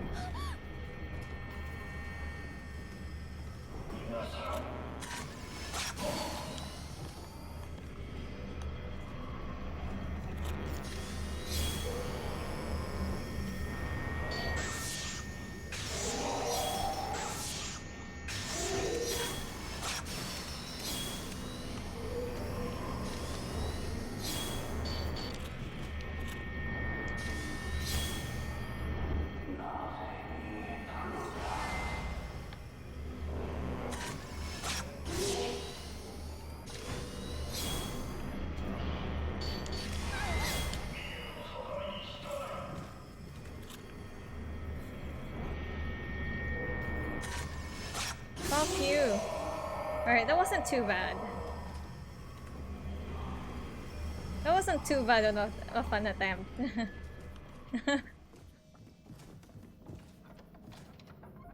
He wasn't as annoying as the other ones there. He didn't keep summoning his stuff.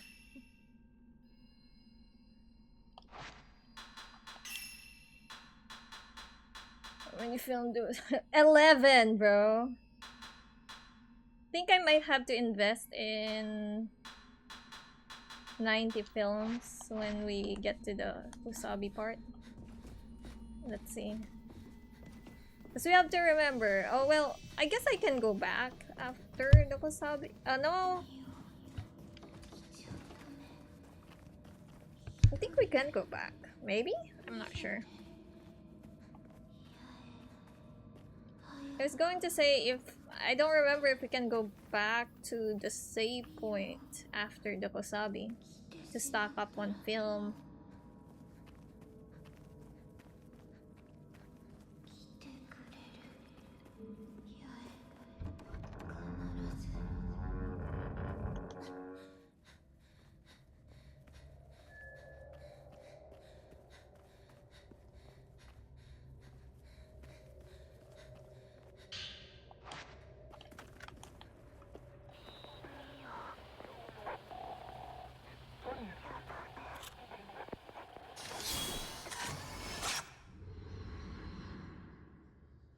I think we save our zero film for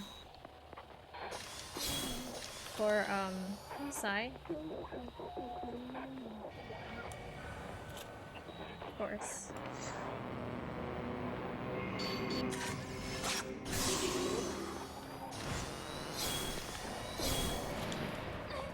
Well, it still got me.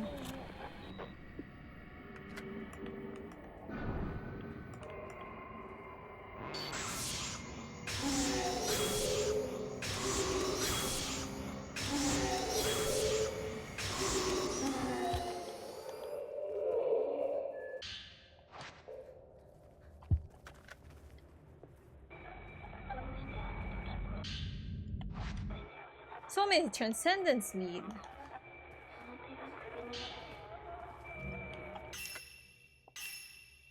I only have 3. I can't upgrade.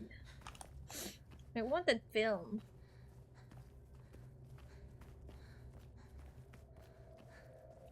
I'm not going to get the box over here. Oh, there's someone there already. I don't even have to go trigger that. ずっと一緒だって約束したから逃げた死んじゃった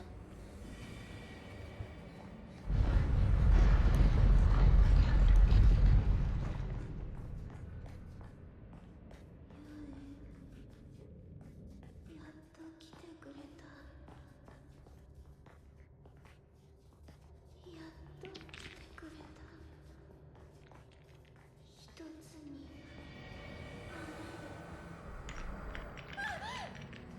There's so many of them here now. I don't want to deal with them. So we're gonna have to buy all our film.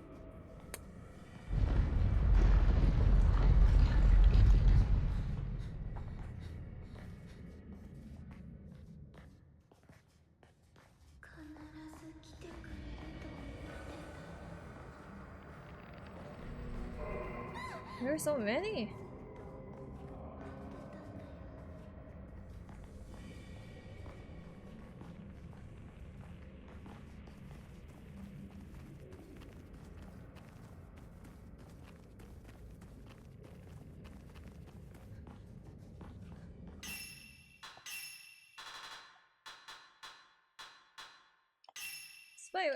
Wait, that's how much? 100k, never mind.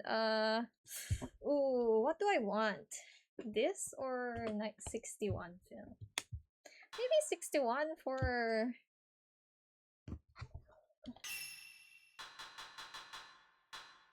How much can we buy of this?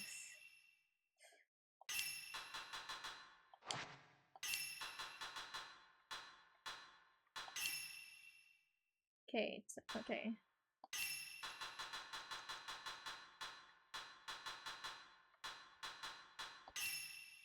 Oh my god, we don't have money anymore.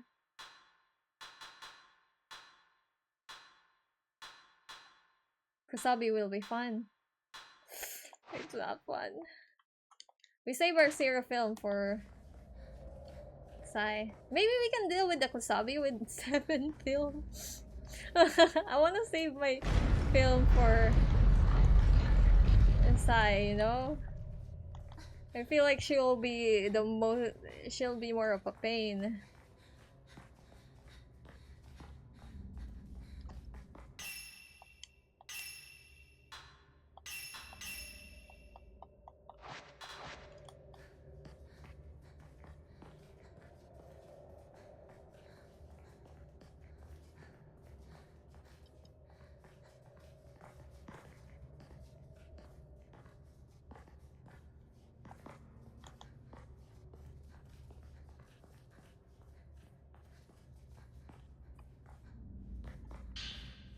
Yo, 90 film!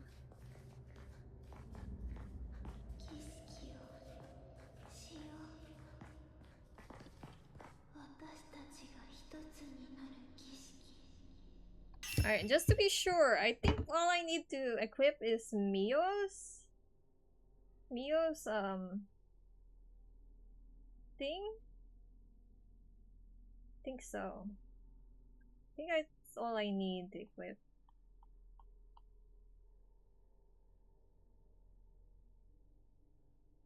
Okay. Of course, okay. They drop us Mio Sparkling Spirit Stone. Before you descend to the Steps of the Abyss. Oh, Steps of the Abyss. Equip the stone. Well, we'll equip it beforehand and then equip it again. Just to be sure, you know?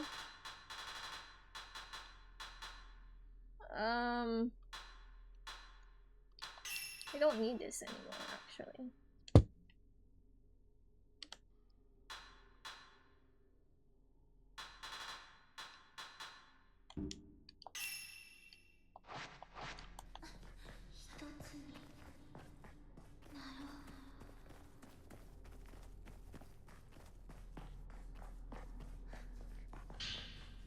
Yo, another type 0.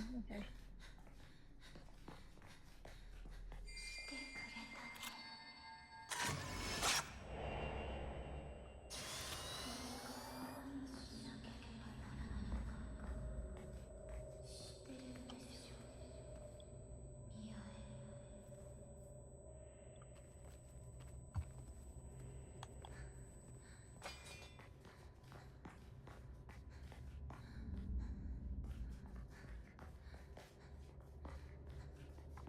Oh, wait.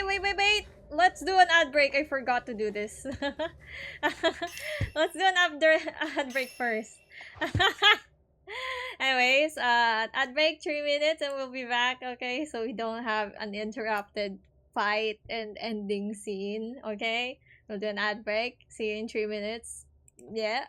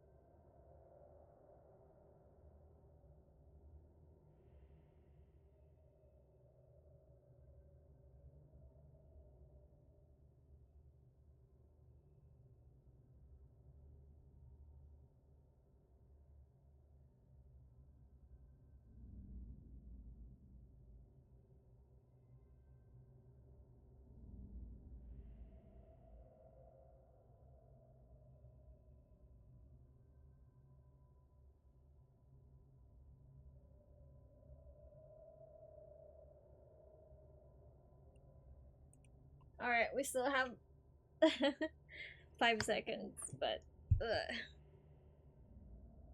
hello, welcome back from the ad break. I don't know if you heard the but I think it was loading when you redeemed that. Nice, Blob. I can do that. Nice. Alright, I can add that. Lol. We are getting so many blobs. I think I need to find another spot for the blob. At some point, the whole screen is just gonna be filled with blobs. But yeah, it was so funny hearing the but it was something like that. Anyways, time to fight the Kosabi. Can I do this? Actually, wait. Do I really want to fight with the 14 film? I think 90 film. I can do it. Wait, maybe we should do 14 film and then switch to 90 later on. Stretchy. Redeem your redeems now before this cutscene end. I really want him to like point down, but I think that's just in the video.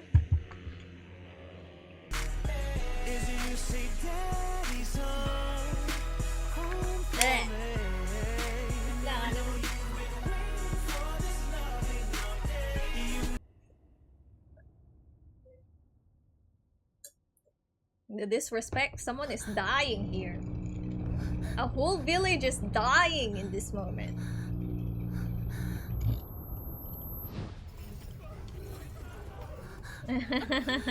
So again, that was an hour stream, bro. Do not lie to me.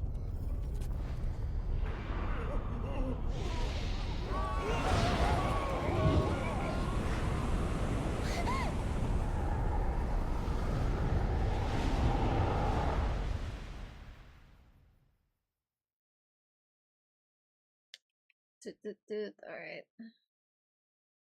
Time for Kasapi.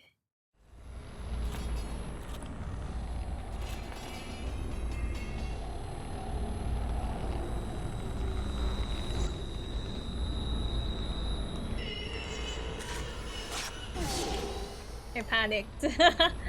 I panicked.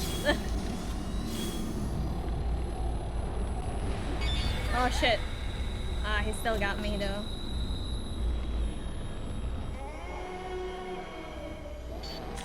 Oh shit! Oh, I got him, I got him. That's good. That's good! I thought it didn't because the glow this wasn't there.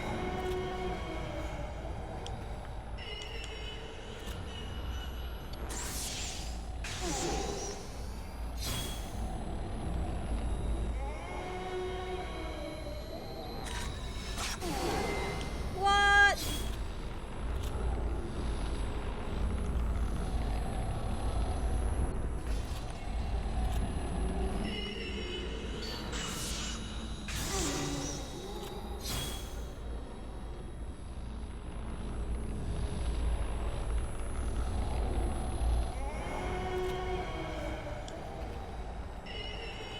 No, he got me. No. Okay, that's okay. Stand up. Stand up. We're fine. That was good. No, that was a better outcome that I could ever hope for. What? I just don't understand. Oh no. Yeah.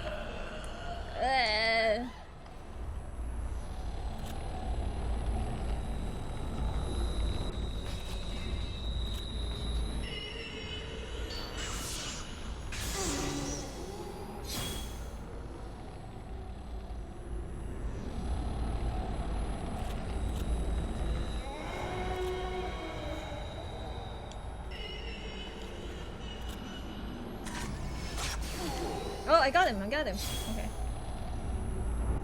It's not the best.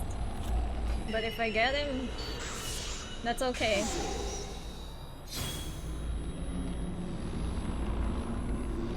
much health does he have left?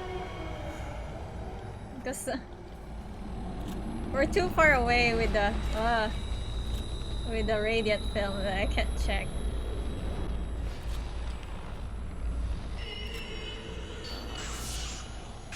Halfway there, not bad, not bad. He still has a second life left.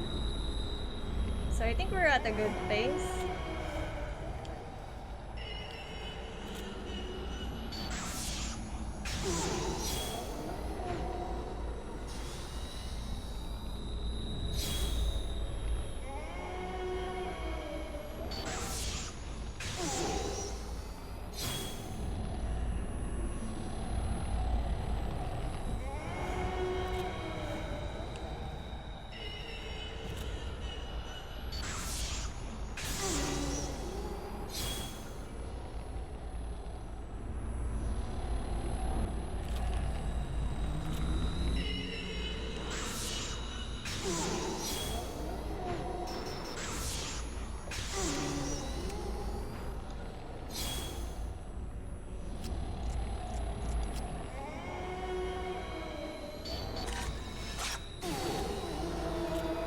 Okay, second phase.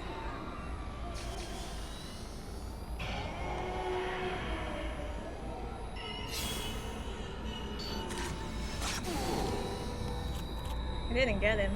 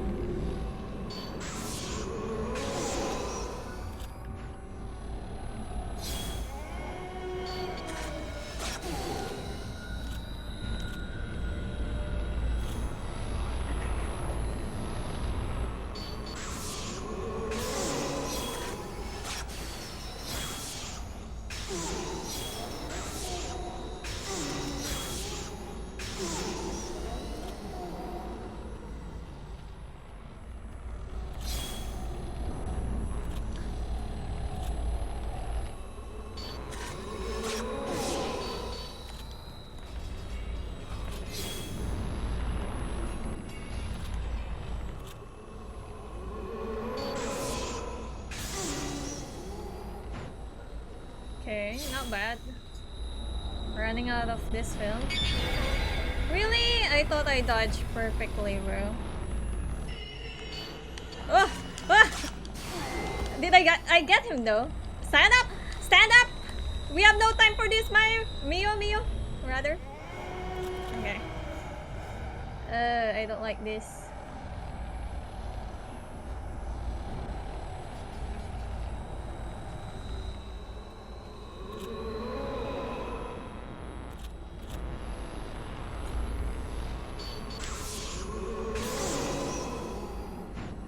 Okay, one film for this left.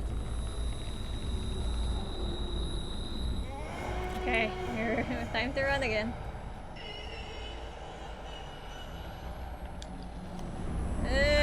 Shit.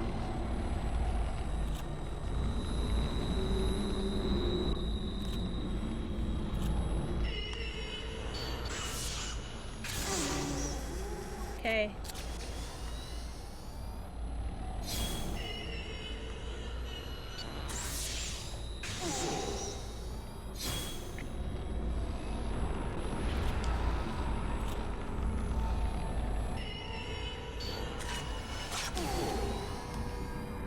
Got hurt, so I did get it.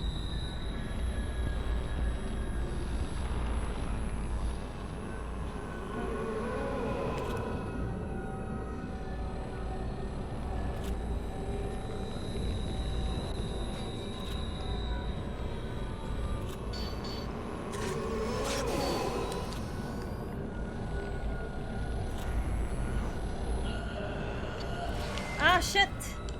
Ah, stand up! No!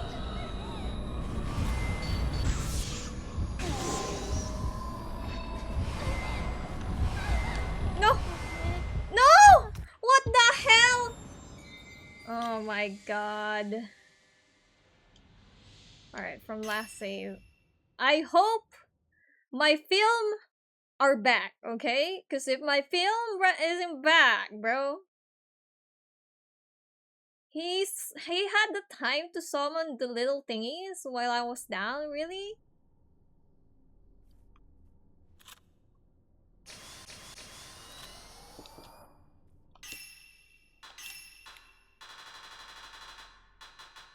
Okay, I got it.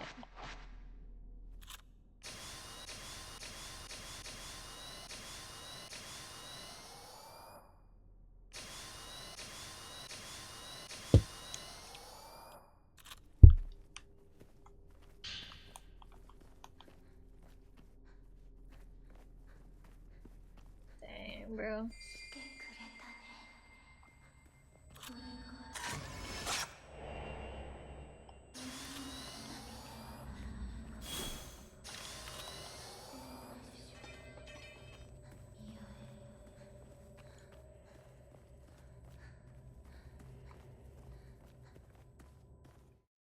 Oh yeah, I forgot to switch out my film. Rather my charms. I should do the rate charm.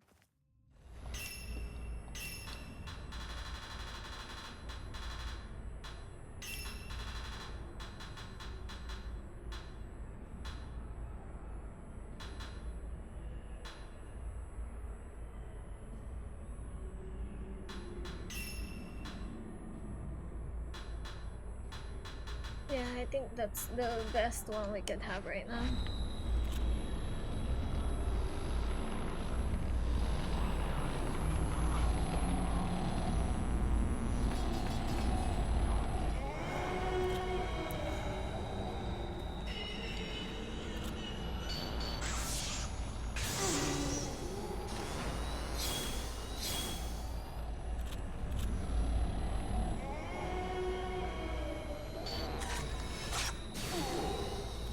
Got him.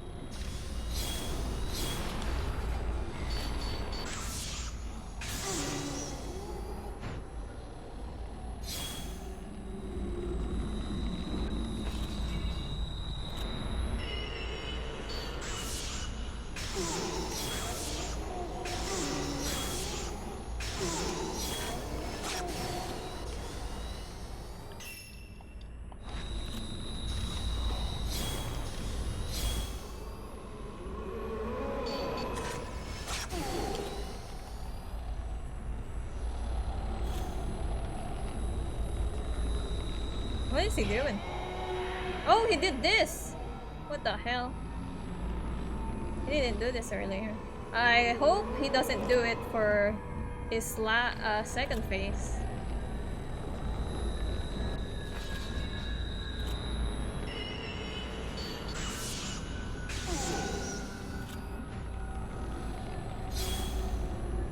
Three more film.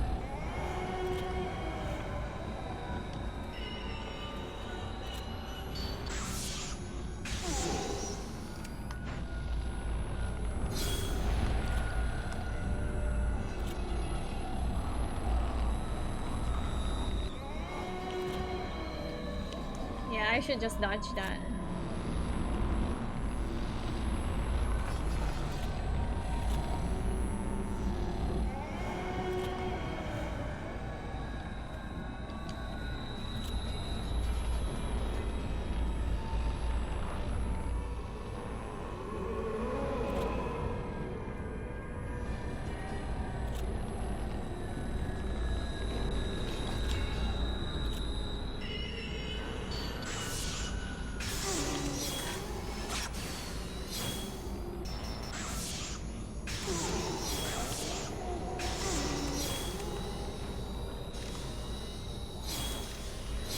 One more film.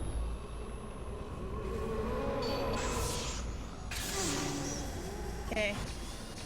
Oh! Oh no! I thought I dodged that. Oh no! What the hell? Stand up, stand up, stand up.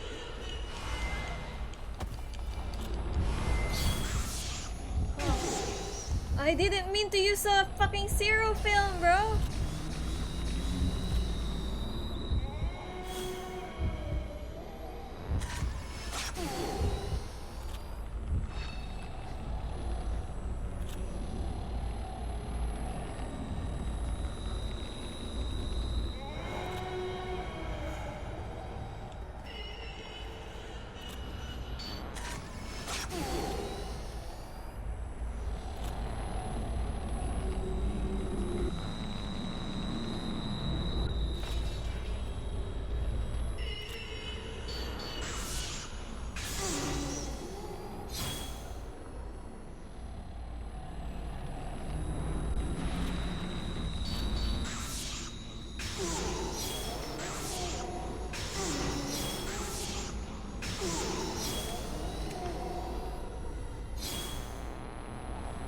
We're not at second phase yet, too.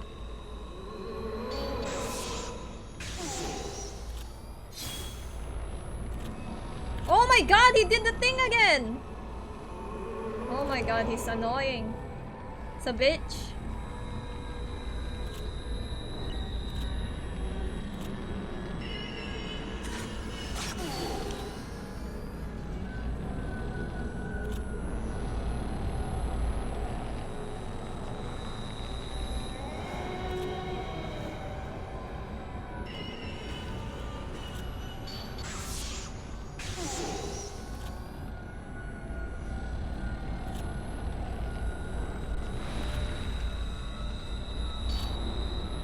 I've been very good at dodging that one this time around. Oh shit, that still got me. Thought I was dodging.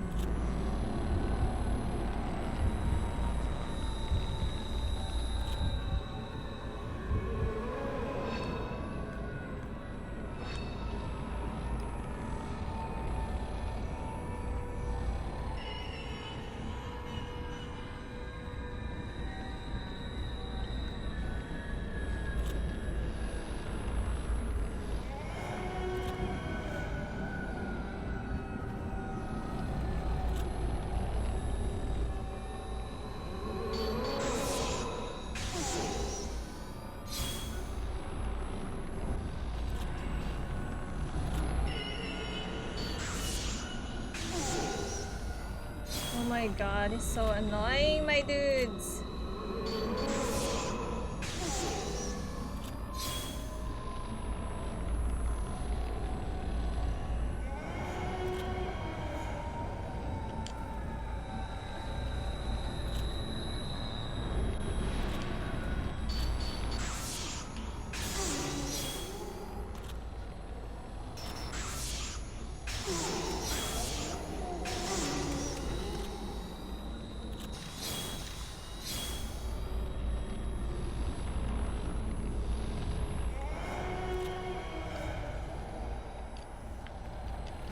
Ah shit!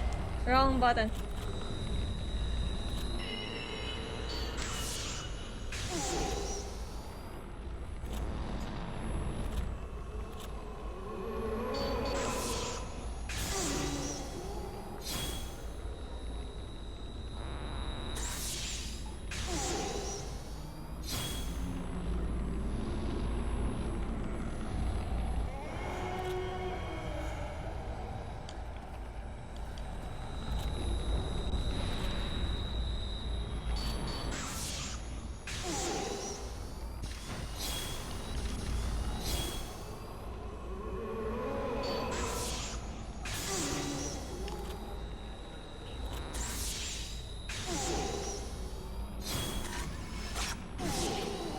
Second phase.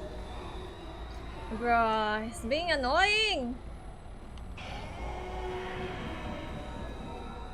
I won't have enough film for Yai, bro, for Sai. Fucking hell.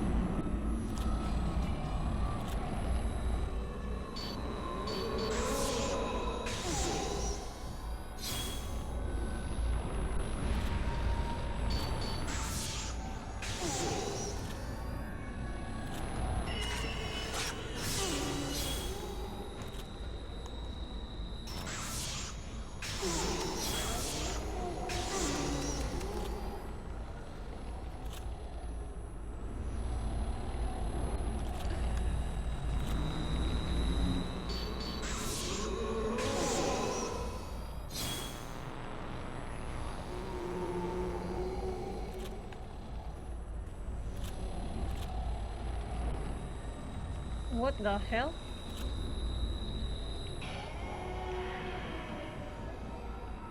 I don't know what he's trying to do here.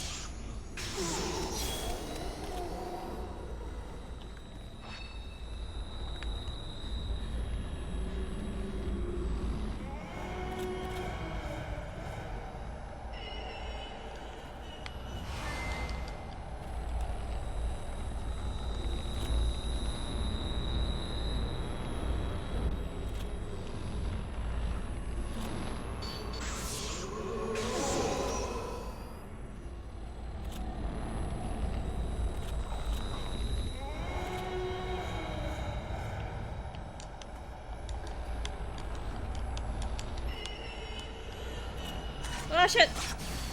Whew!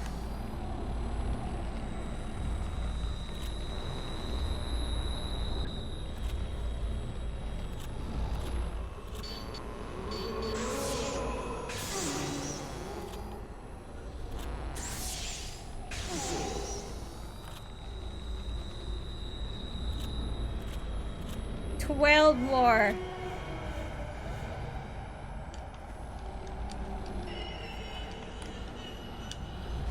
No, what the hell? Okay.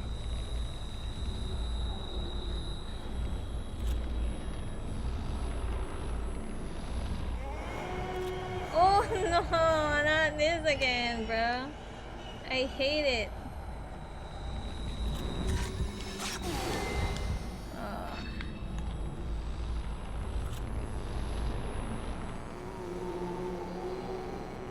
Stop summoning your bitches.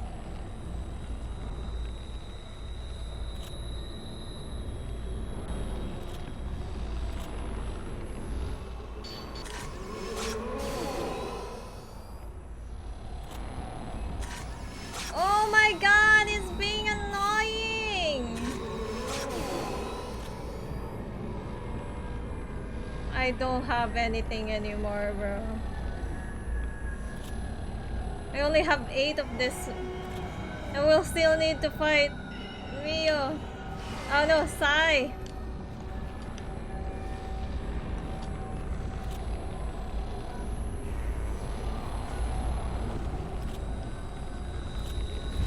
Ow! What? What the fuck? I'm dead. I'm dead. What? What the hell? Oh no. We might not be able to finish this.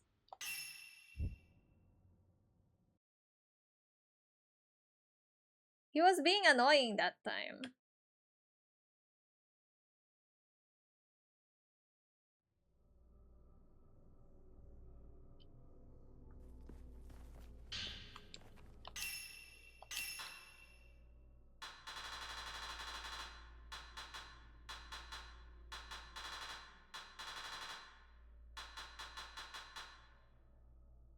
Okay.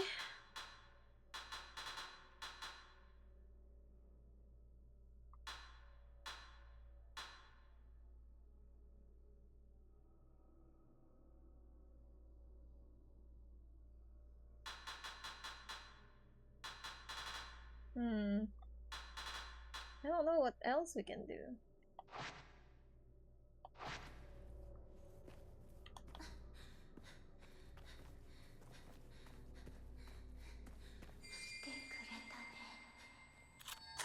Because we have the Psy fight after this too. I'm not excited about it. I don't know if we can go back to the save point after the Kusabi fight. We clearly don't have enough film.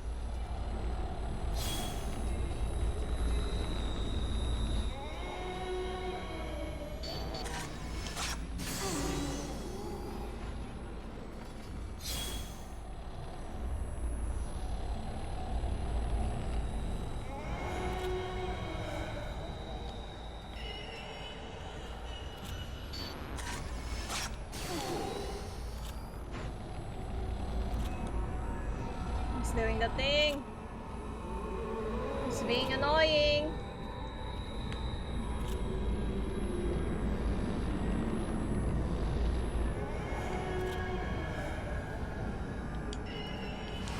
Oh my god, bro.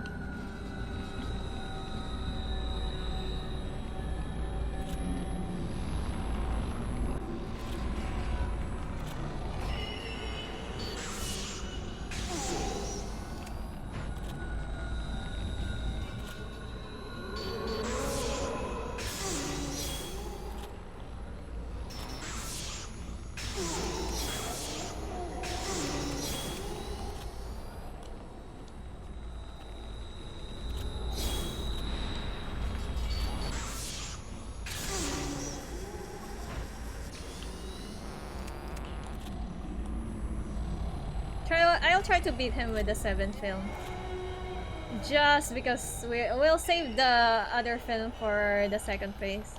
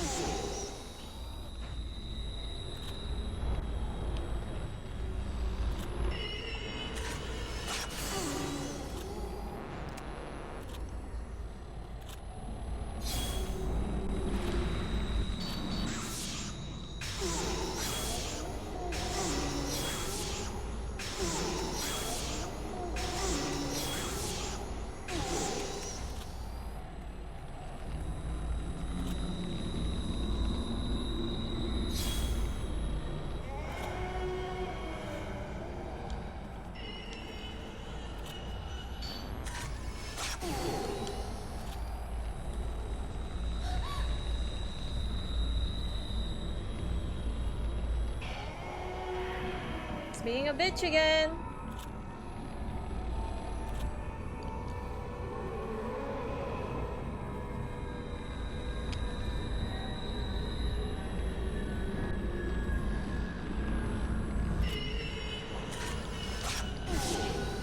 What? Really? Fucking hell.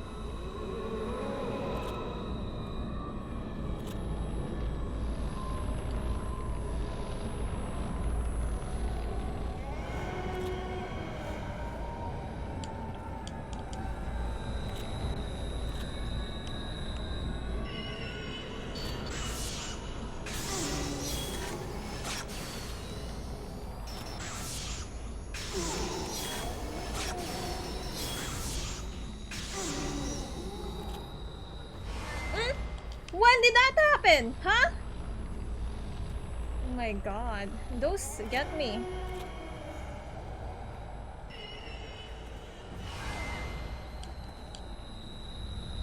So I don't know where they come from.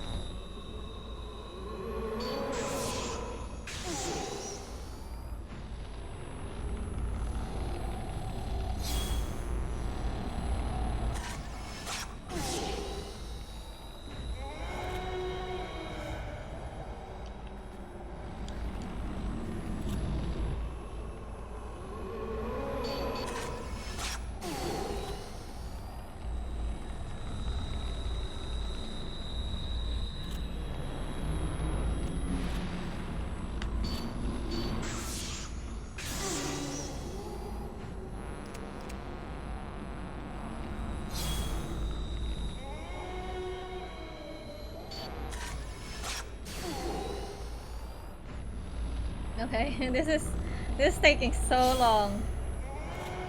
We're not on second phase yet, too.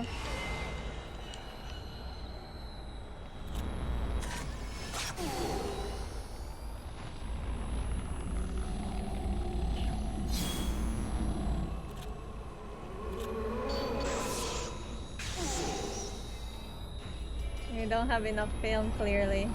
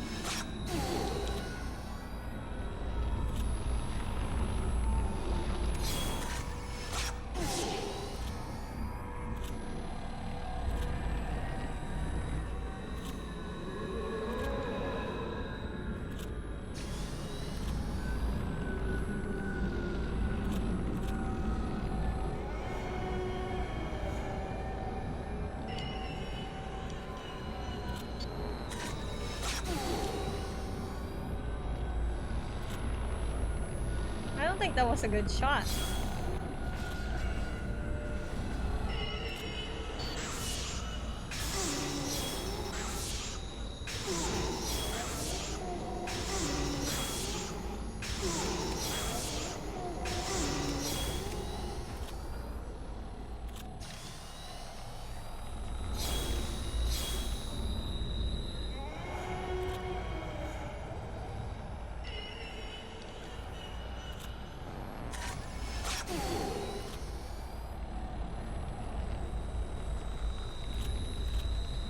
This is the first phase, my dudes.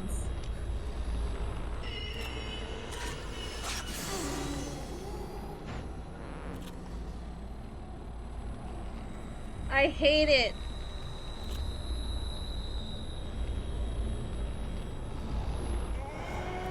Okay.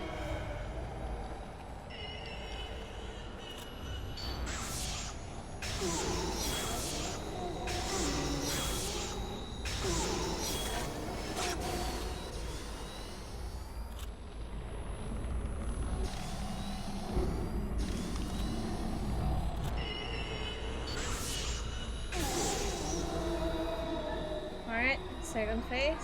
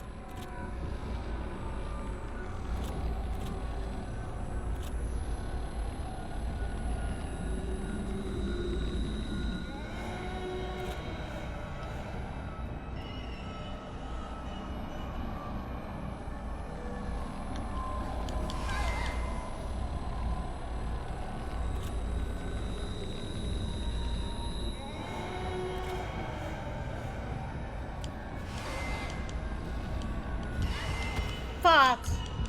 Ah.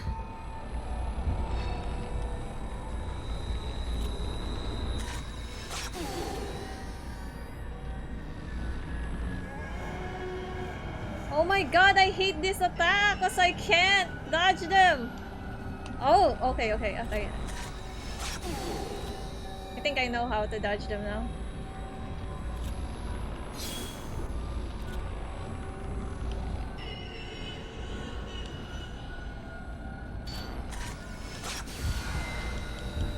Fuck you, bro.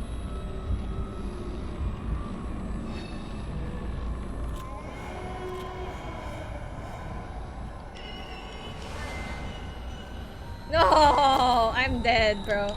I'm dead.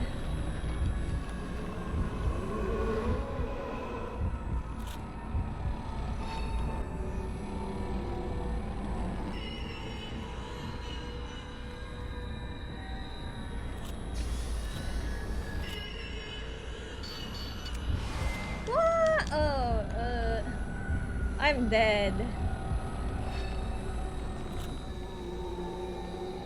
There's no chance, my dudes.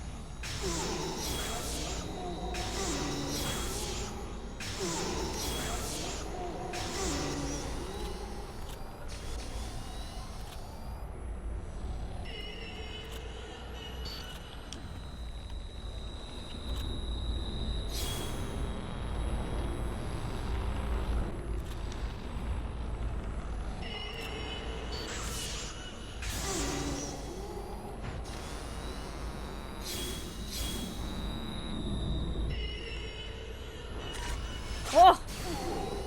Okay, we're gonna make it. We're making it, fellas, maybe. I don't know. Hopefully.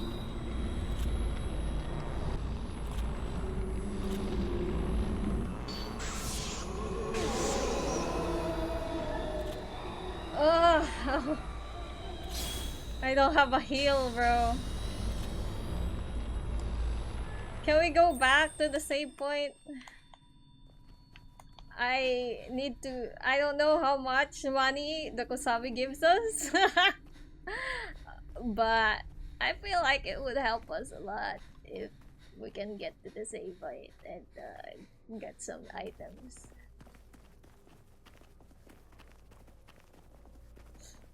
Because I don't have heals. We have a few more. Oh no, I think we can't. Oh no, we can. Please. No, we cannot! No! Fuck you, bro. Oh my god, we gotta do this. Okay. What's the... Well, we have a bunch of films. Now we just gotta get good, because I don't have heals anymore. we just get good, don't get attacked. Basically run away. Don't even give Saya a chance to hit us. I could probably do it better, but oh well. We're gonna stick with zero film. Eh?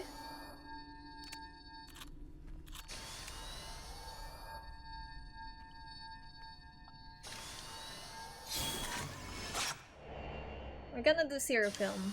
We're gonna unload our zero film on her first. See how that goes. We finally made it. Hurry, come here, I'm right below you. I don't know if you'll make it here in time, but I'll keep waiting for you until the end, Sai. Oh yeah, let us equip the Mio charm again. Uh, just in case, you know. That is what I have, right?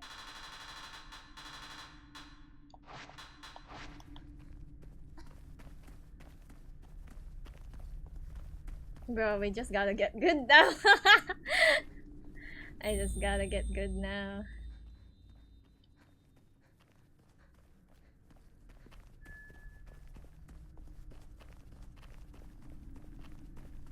We have 13 minutes. Do you think we can beat this?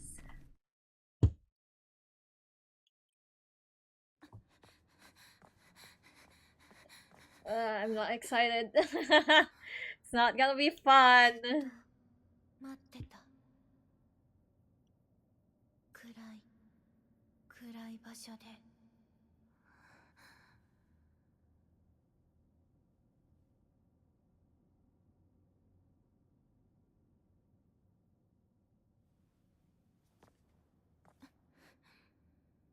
さあ始めよう。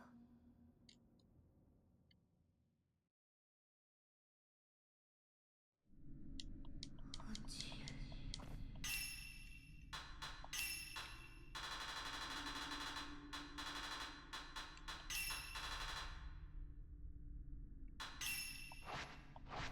落ち続ける。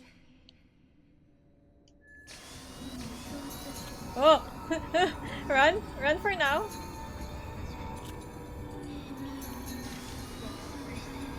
She baited me.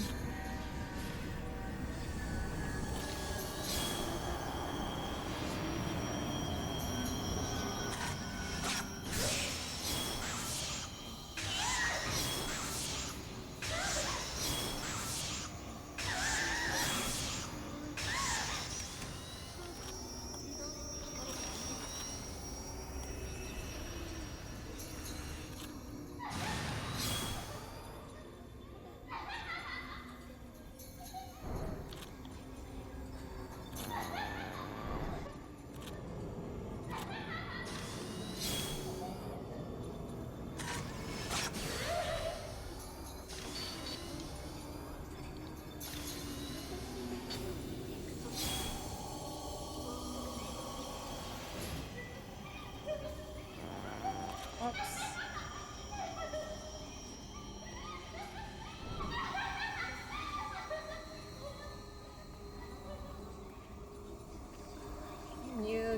Can you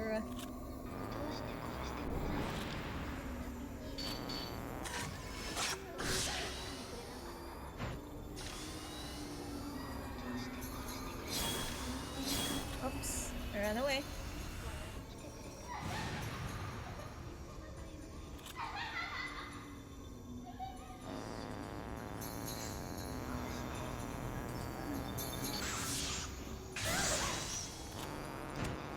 Oh, I still have one film.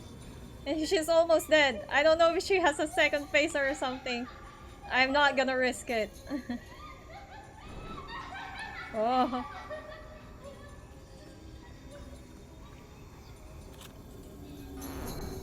Ah!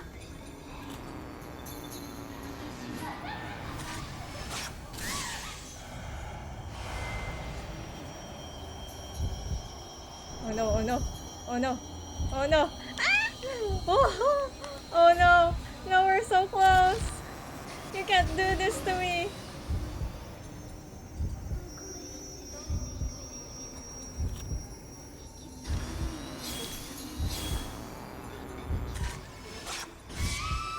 Oh, we got it!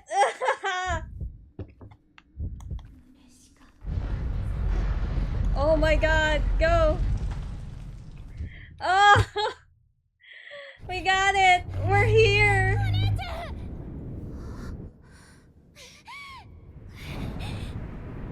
Oh? Are we sure this is the same ending? Are we sure this isn't the same ending?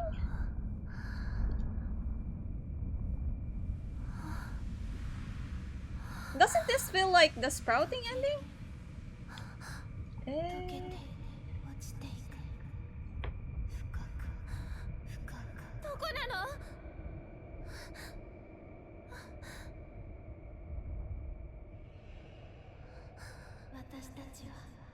一つだった。ずっとあの時のままでいたかったのに、ミオはどんどん生きてすり抜けていってしまう。もう一つには帰れない。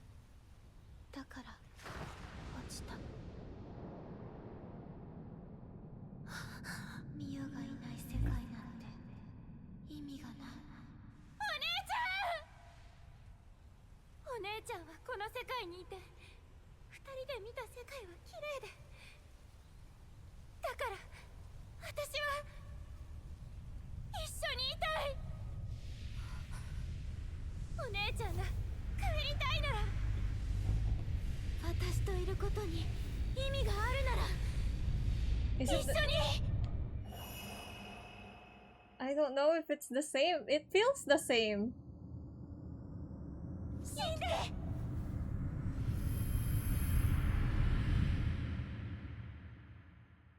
赤い蝶。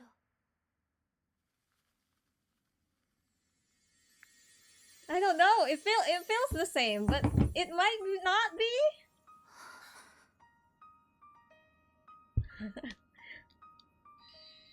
I have no idea.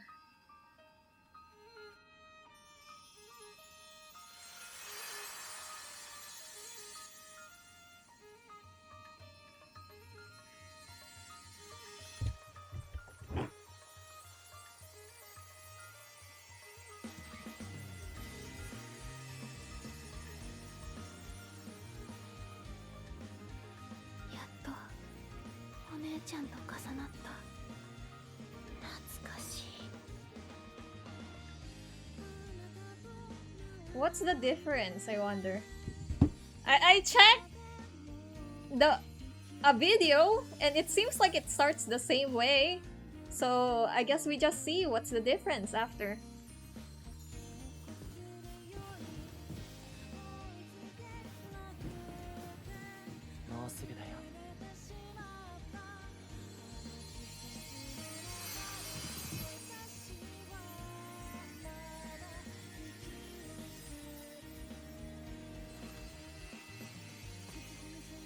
These fucking kids.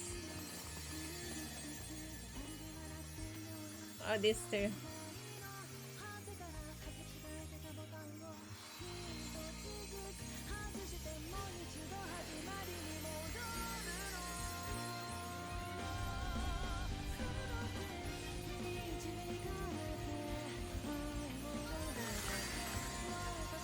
Gay!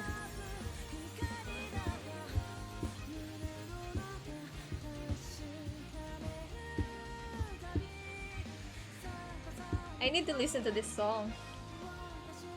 I haven't yet. 綺麗だったね。うん。綺麗な夜明けだった。ねえ、ミオ。ん？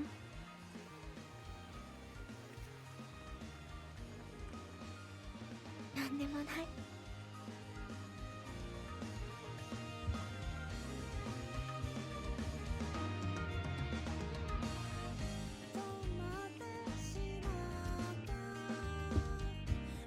I don't know, maybe the ending scene is different.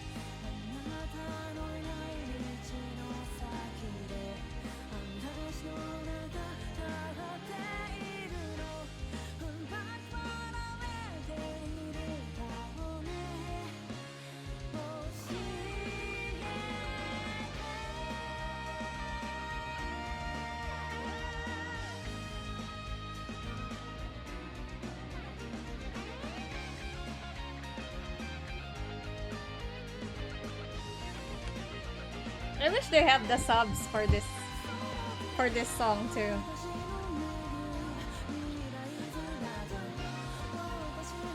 It's pretty good. I like it.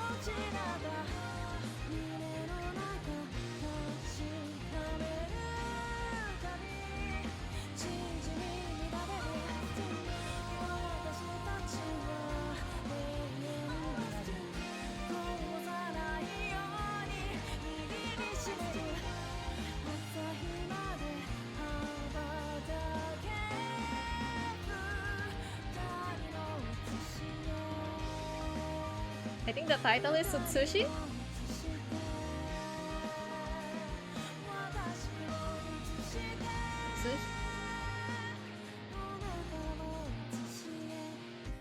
Utsushi, yeah, I think. So good.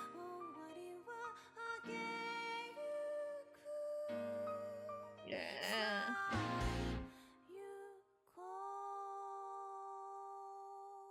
Tsukiko Amano. I don't think there's a song for the first game, or at least I don't remember. I do like the song for the third game, Koi. That's another one that I really like. Man, I really wish they're planning on remaking the first. I always want to say the first two, but it's not. It's 1 and 3 that they haven't remade yet. Because I mean, 1 could do some work. They probably need to do a lot of work for 1. Because it was the first one, right? And I think it's pretty short compared to the other games. So I think they have to do a lot of like reworking for that one. But 3 is pretty okay. 3 is pretty long. So I don't think they need to change much about the story for that one. They just need updated graphics and everything. Just need to remake those. But in terms of story and how it's presented, I don't think they need to change much.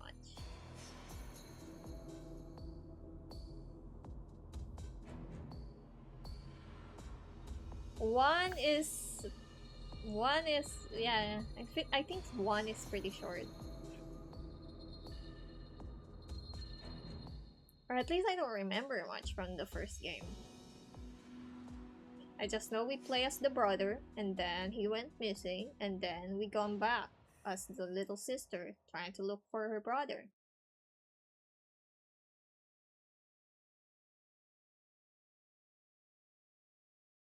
Alright, after credit scene? Okay. Oh yeah, this is different, yeah?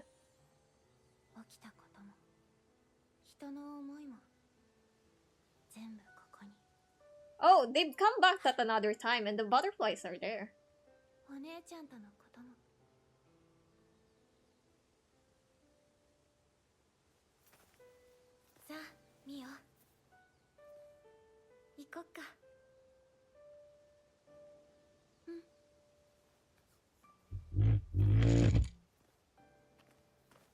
Wow. She's the one leading us now. Look at these two. Okay, reach the remaining sun ending. Reached any ending on nightmare difficulty. Let's go. I will put that here. There you go, remaining sun. Ah, we're done! And just in time. Look, it's 3 hours. That wasn't much, not gonna lie. That wasn't worth the nightmare difficulty. But I was so worried about size section because they were the guides were all like, oh, this is so hard, like you don't have enough, no matter how much film you got, you don't have enough, so so prepare as many film as you can and whatever. I'm like, that's the easiest boss we've had, but I think we got lucky. I think because if I didn't save my zero film for her, I think we'd have a difficult time just because she can heal herself, just like the Kusabi did a lot. Annoying bitch.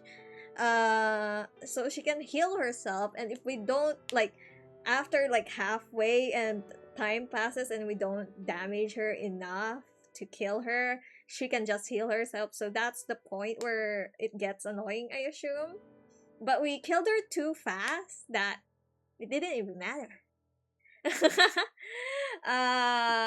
But yeah, actually, this game has an art book, so I kind of want to check that. I've stopped myself from opening it because I wanna see it with you guys. So let's check it out. Oh, wait a moment. It's opening. It's so bright.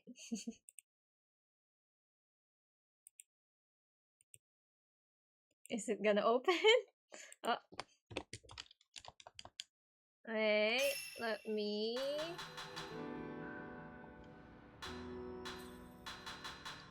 Oh, is this just full LS? No.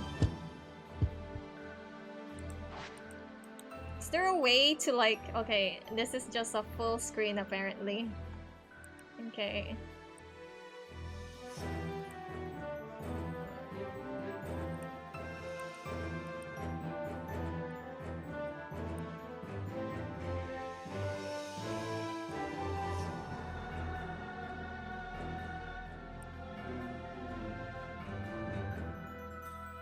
Alright, there you go.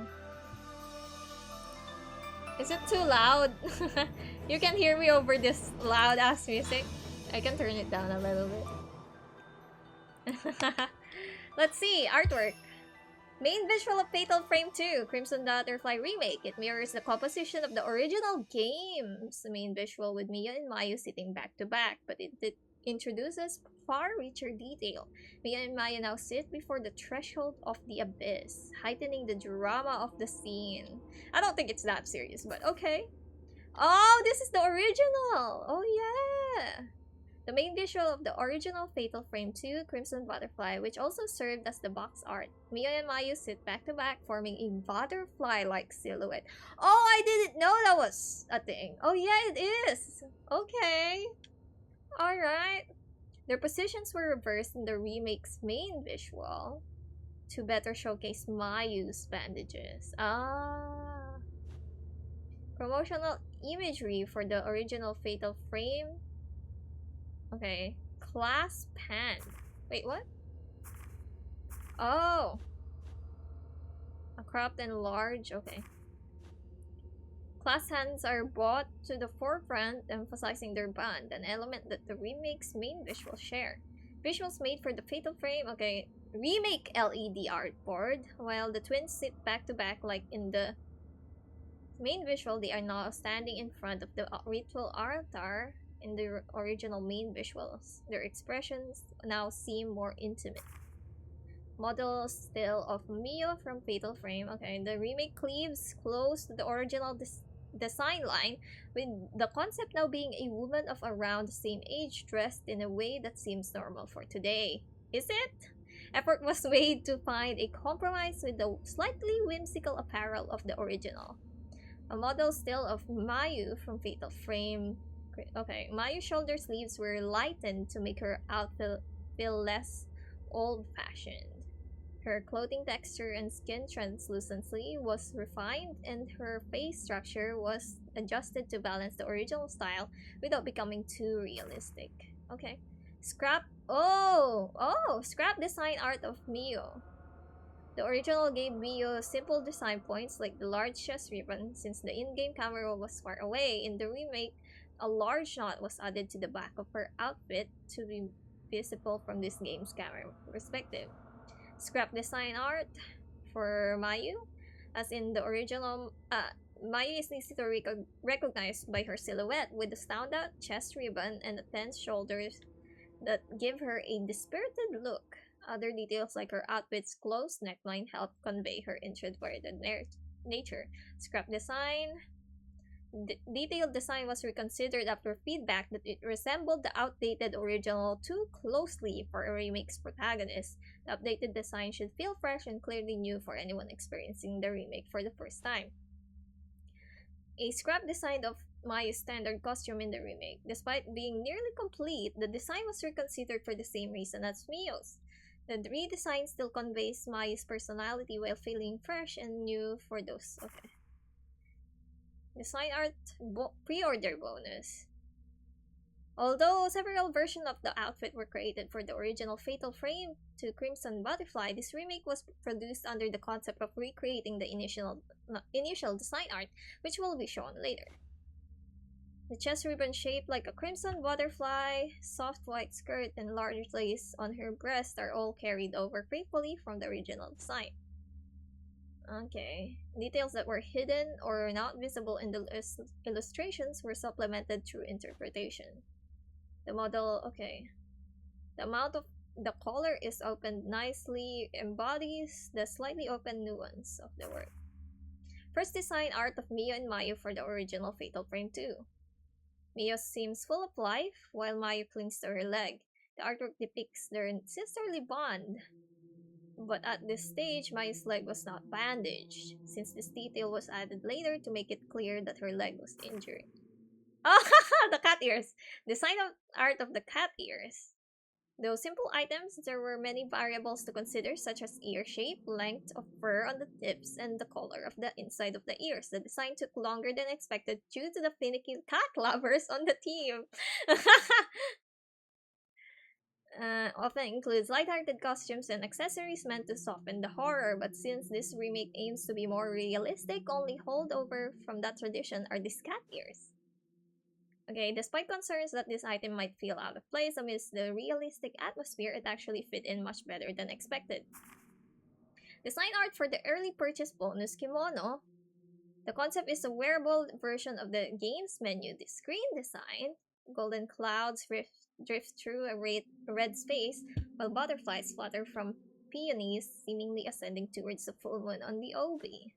A model of Mia wearing the red kimono, the beguiling color of this costume is meant to shine in the gloomy environment of Minakami Village. Sign art of kimono early purchase bonus. The concept was to wear the internal night that enshrouds Minakami Village. Mist drifts across the dark sky as crimson butterflies flutter from the white spider lilies of Kuriha Shrine, seemingly ascending towards the crescent moon on the obi. Model of Maya wearing the black kimono. White spider lilies stand out on the sheet black that melts into the atmosphere of the Minakami Village.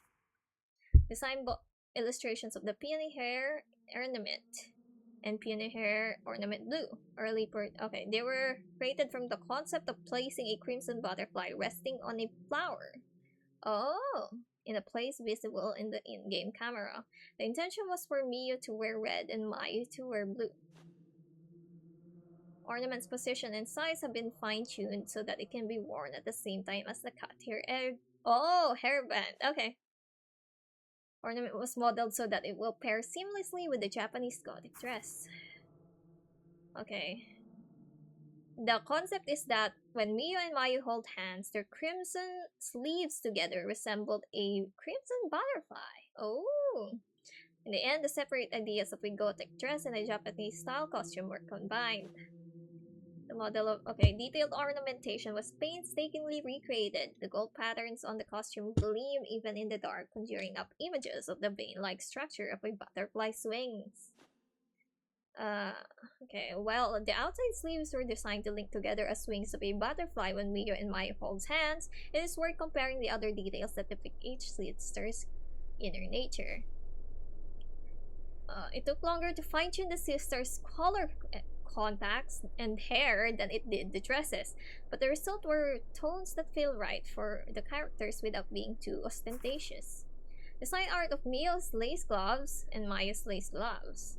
Two of the digital deluxe edition bonuses. The Japanese gothic dress becomes full when sisters hold hands, and these accessories highlight this. The warmth felt through the gloves contrasts with the slight chill of the butterfly string. Okay. Designed to hug the skin and give off an air of elegance. Though they fully cover the hands, the material is thin enough that you can still feel in another's touch when holding hands. The gloves were designed to give a more sensual feeling with an emphasis on conveying the warmth of the hand. Sign art for Mio's summer cardigan, which can be purchased for points in the game. The outfit makes an appearance in a scene during the ending of the original, but it couldn't be worn in game. Now, in the remake, the cardigan finally gets its time to shine as a proper costume. Okay. Which can be purchased. Costumes were designed to resemble a normal attire you might see protagonists wearing in Japanese horror. The result is a realistic and simple outfit that fits the more true-to-life atmosphere of the remake. The modeling contrasts the soft texture of the sweater with the chill of the silver butterfly accessory. Okay, though it is a recolor of the summer cardigan, the pastel tones can help express the game's early in a summer setting. Forget-me-nots symbolize true love in florography, a fitting choice for Mio in the remake. Whereas summer sweater black is chic and highlights body warmth, the pale crimson color here is meant to be refreshing and conjure up the scent of flowers. Sign art for glasses, which can be purchased for points. Japanese-styled eyeglasses made of tortoise shell. Wow! The idea was for Mio to wear the red kite and Mayo the black kite, but both colors will look good on either sister. Okay, in order to make the Japanese pattern inlaid there, even with just the tiniest bit more visible, the temples were thickened and the patterns were positioned so they come forward. Large lenses made the sisters seem older, so they were made just a touch smaller and fit to the features. Okay. Itsuki! Ill-fated youth with white hair, only spoken to through the window of the storehouse. As Itsuki is a fanciful character, like something from a book, his design was kept very simple, using motifs of mayflies and white moths. His face resembled Mio's in the original design, as if to suggest that she could very well meet the same fate as him. For this model, his features have been matured to match his stated age, with hints of sadness and ephemerality. Seijiro Makabe. Makabe came to Minakami village with camera obscura in hand to witness forbidden places and rites. He has the rugged, driven look of a hands-on folklore scholar who specializes in fieldwork, while his unkempt clothes reflect how little he cares about material comforts. In the design stage, Makabe's face was unwrinkled and his beard was well kept, but in order to emphasize his active nature, he was given a craggy feature and a scruffy beard. The sign of Ryozo Monokata, an innocent boy yearning for the village he has returned to after visiting it as a child. His grass-green clothing evokes feelings of youth and inexperience. An older Monokata also appears in the first fatal frame, so that resemblance was kept intact. Oh, he appears there? I just know Yae is there in first fatal frame. I didn't know Ryozo Monokata was also. The model for Ryozo Monokata in the remake. Monokata's model was the toughest to finalize. With a few defining traits, he was at risk of feeling generic. He needed to look like someone drawn back to Minakami village by nostalgia and ready to grow, but conveying his weakness and kindness and sensitivity was hard. Ooh, design art for Miyako Sudo. From the original! Modern-day victim of Minakami village, who visited before Mio and Mayu became a spirit. As the first spirit the player encounters, she was given a very basic female ghost design with white clothing and long hair. The goal was to give a classic vengeful female spirit of the original a more realistic texture, while also adding more elements that move with her action, like long hair and tattered clothing. The model preserves the frayed clothing and brittle hair seen in the design art. The series pairs doll-like CG protagonists with more realistic spirits, and as the first goes, Miyako set the tone with a grounded mix of textures and facial detail. Succumbed Man.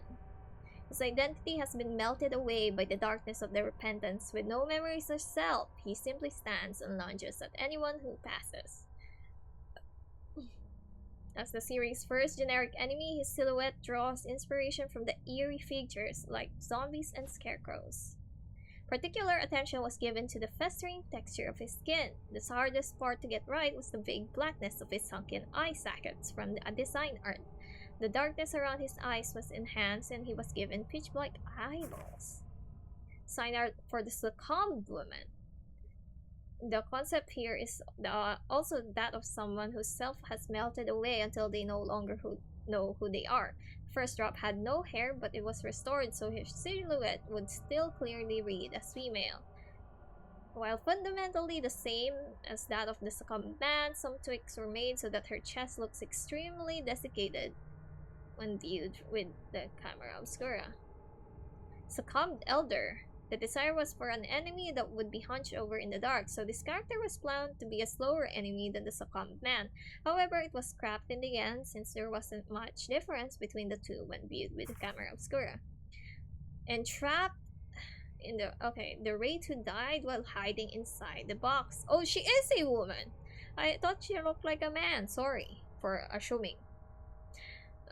So her body is stiff and her movements are awkward. Her long hair hangs low, but her face becomes visible when she charges.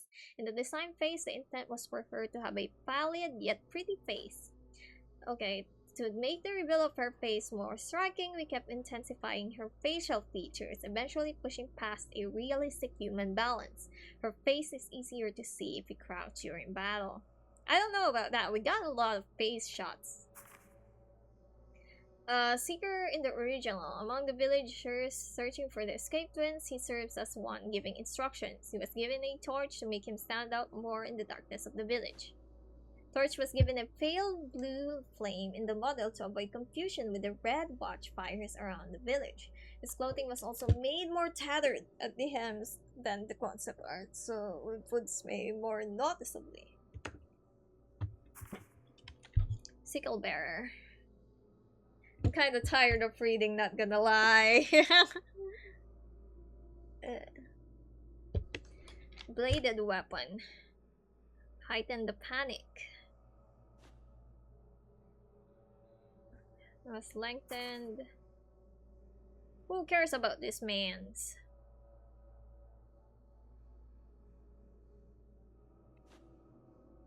Spikes along the edges. I didn't notice that, but these aren't meant for killing as much as for capturing wrongdoers.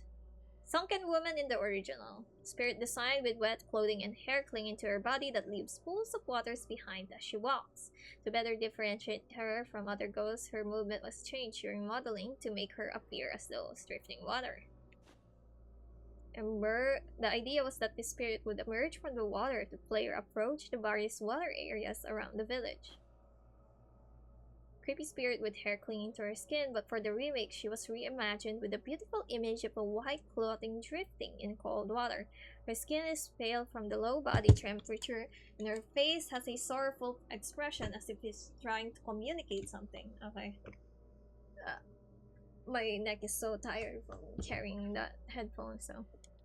Her face has a sorrowful expression as if trying to communicate something. Because she has more swaying elements like her hair and skirt in the original, she was designed as a wraith drifting softly underwater like an aquatic flower. How long has it been? Damn.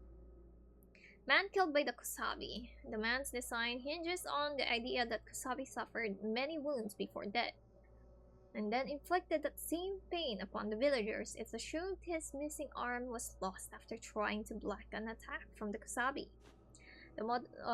Although this wraith is covered in wounds, his facial lacerations become particularly visible in photos, so the location and size of these gashes were revised to create shots that would be striking at first glance. Woman killed by Kusabi in the original. She is missing both arms because they were severed while trying to fend off Kusabi's attacks. We arrived at this design thinking that having her sleeve swinging as she pursued the player in agony would distinguish her from the other spirits. Because she was intended as a character whose impacts come from being revealed by a flash of lightning in her first appearance, her modeling focused on making the grotesque ones look painfully vivid against an otherwise beautiful face. old woman killed by Kusabi. Though her expression of utter confusion at what happened to her really made an impression, this character was ultimately scrapped when it couldn't come up with a unique attack from when she became a wraith. Okay. Kusabi. Was slashed repeatedly and forced to become a sacrifice and was designed to be the scariest wraith, a vicious incarnation of pain and suffering that appears unbeatable. As the final boss, the ropes that bound him float in the air like a halo, making him look larger. As this wraith is unaffected by the camera obscura, its body proportions were distorted, such as lengthening the arms to give it an intimidating presence. During design, there were human faces in the fabric, but this was abandoned as they were barely visible once modeled. The model for the Kusabi. Emphasis was placed on the painful severity of the wounds covering its entire body and its screaming, skull-like face to be truly terrifying. While many of the spirits in the remake fit the subdued mood common to the Japanese horror, this one alone has an outright evil appearance. Design art of Sai Kurosawa. The true final boss, fought in an extra chapter after Kusabi, the normal final boss. The rope marks on her neck and severed crimson cord at her waist hint at what fate befell Sai. Her white kimono is spattered with villagers' blood in the shape of a butterfly wing, with her key features being a beautiful yet terrifying visage, laughing amidst the flashes of lightning. Repeated adjustments were made to get her facial features just right. Design art of Masumi Makimura from the original. He was killed by Kusabi while searching for means of escaping Miyakami village from Yakusudo. A vital, dependable man in life, Masumi became a merciless wraith covered in wounds and death. In the early design stages, his jacket was removed when he became a wraith, leaving him with just a shirt. But this was later undone. In a game with so many kimono-clad characters, this modern attire was a rarity, so his jacket texture received extra attention. Veiled Priest. The priests have cloaks inscribed with Sanskrit draped over their faces to shield eyes from the rites and locations that must not be seen. Their design is meant to express the game's worldview. Modeling emphasizes the red accents and care was taken to keep their veils from flipping up too much. During battle, you can catch glimpses of their Sanskrit-covered faces beneath. There's also a scene where the head priest removes his veil for a clearer look. Mourner from the original. Mourners guard the deep path and perform labor related to the rituals, having been blinded so as to not see which must not be seen. These wraiths wear blindfolds to show that they rely on sound to find their targets.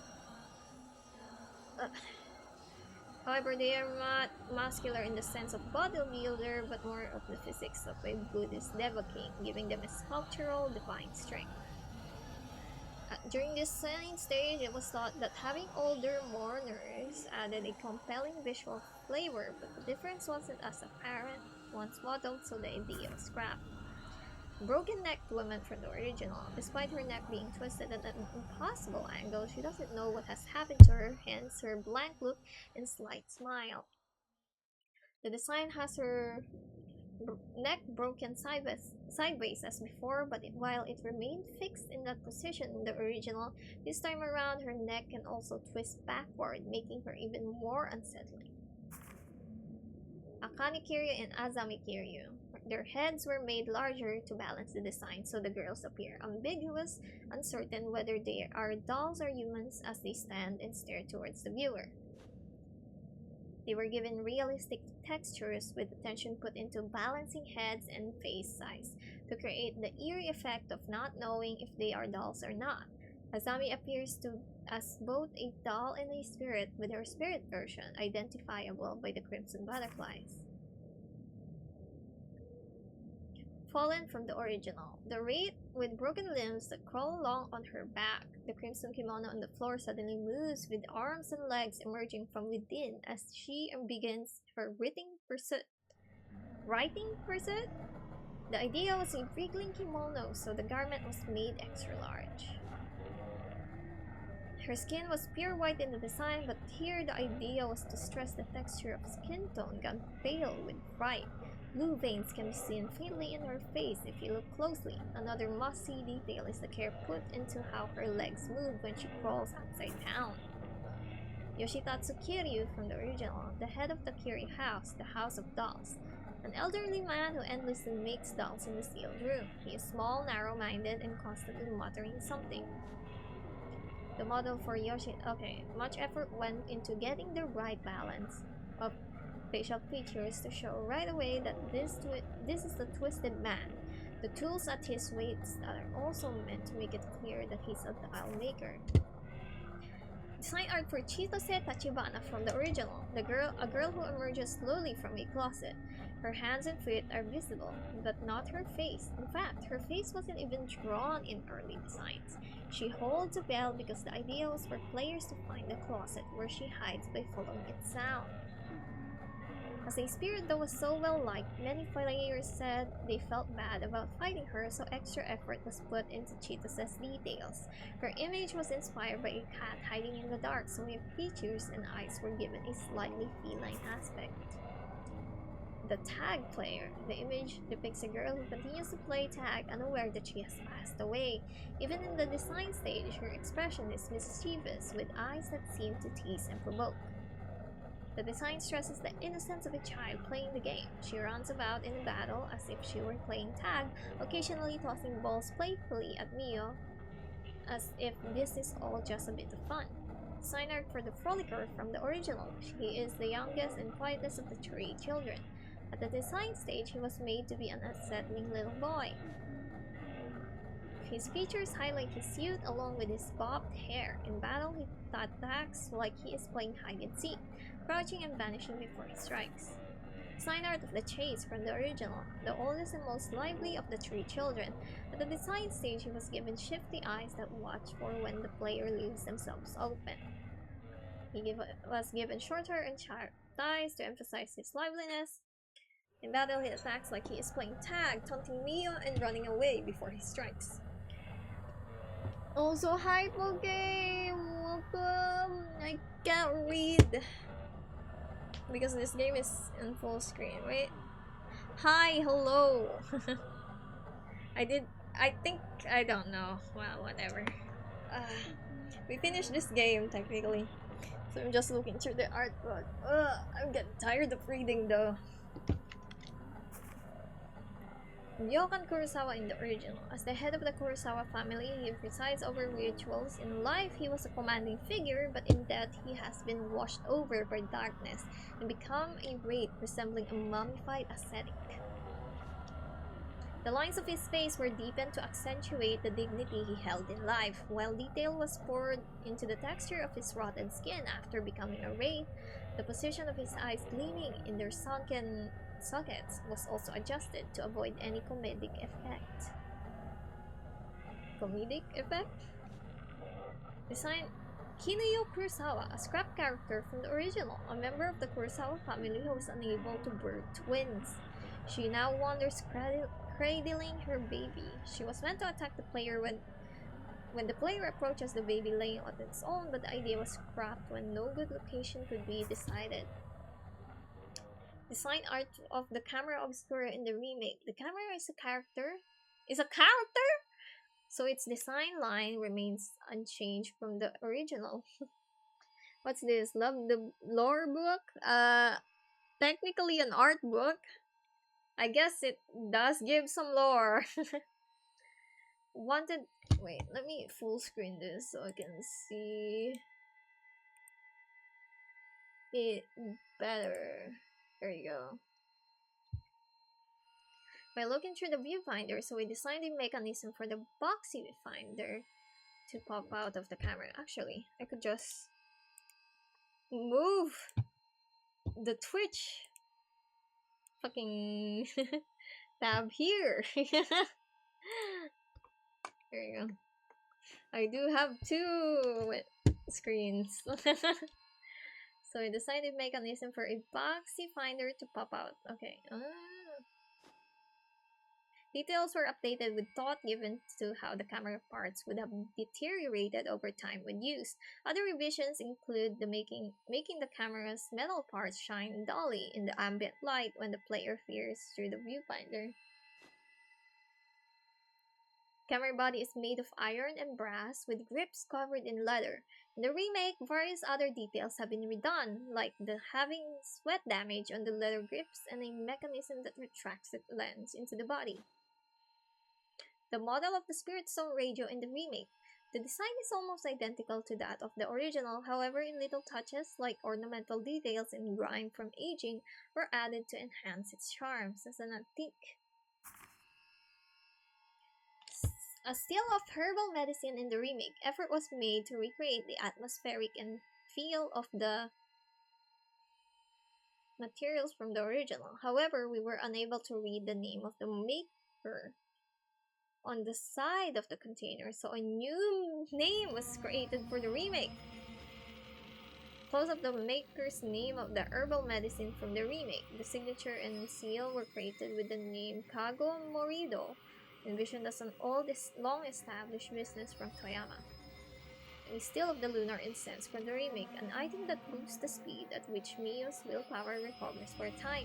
In the lore, it has the scent of a Queen of the Night flower. It originally existed in the original as well, but went unused when the element was removed. A still of the village map from the remake. In the game's lore, it was drawn by Itsuki. It shows all of the Minakami village except for the secret locations within. A still of the Kurosawa house map from the remake. In the game's lore, it was drawn by Yae. Original art of the Kurosawa house map from the remake, because Yae was forbidden from entering her father's Ryokan Kurosawa's workplace. The right side of the map is blank. A still of the Osaka house map from the remake. In the game's lore, it was drawn by Makabe. Seijiro?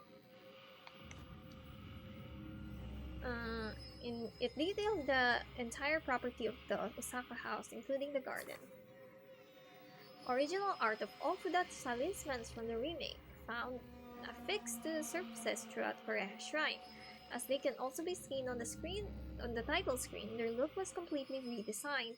They are decorated with motifs of twins, butterflies, and family crests. An old-style newspaper article describing the disappearance of Masumi Makimura, the ad for Curio dolls, is a little Easter egg. I can't see where that ad is.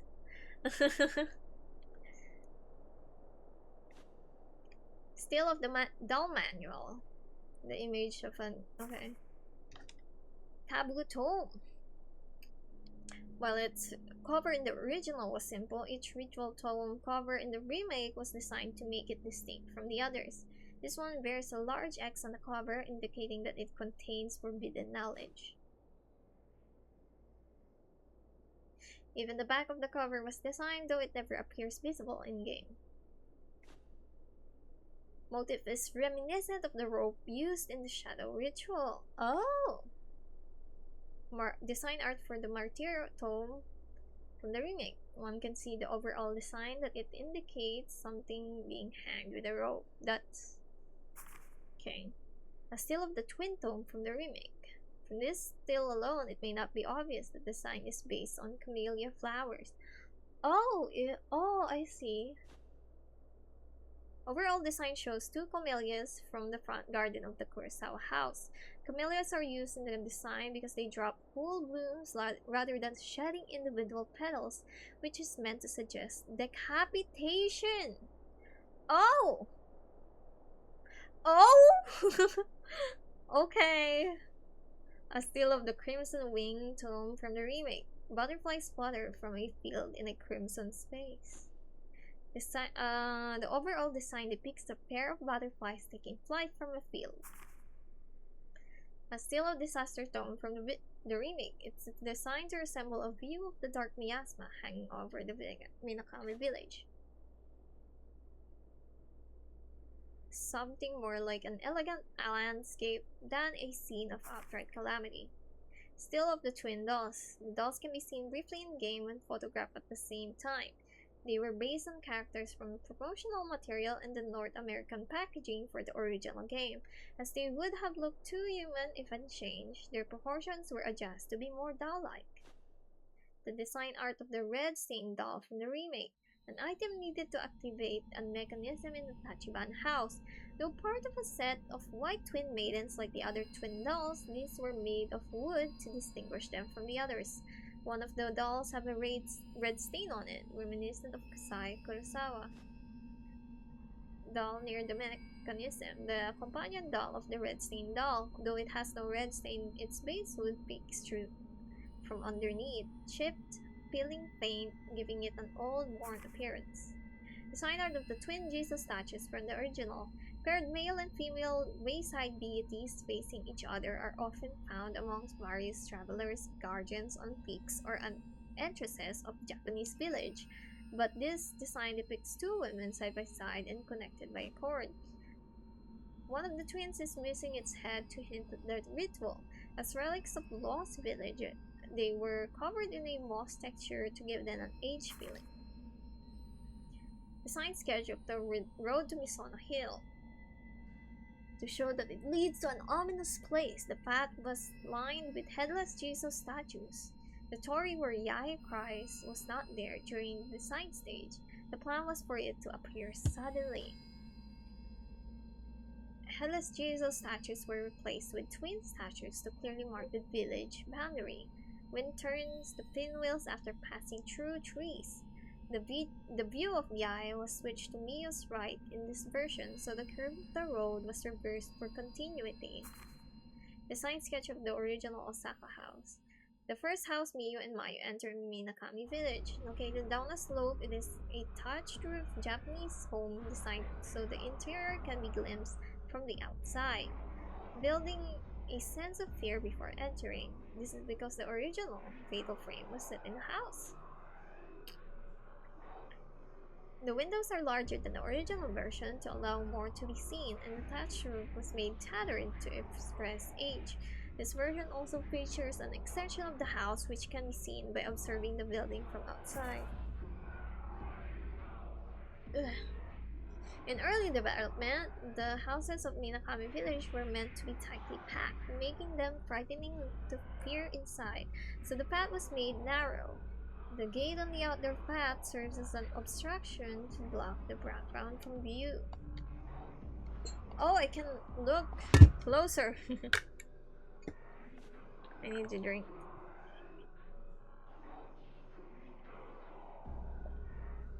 The hallway's door was removed, and instead blind corners were added to reduce visibility.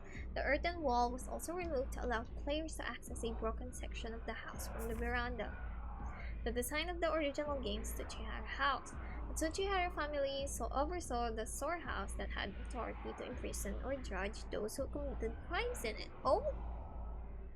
According to the setting, in the original game, you could not enter the house and it appeared as a rotted, ruined structure. Oh! Yeah, I don't remember the Tsuchihara family at all. So this is an added one.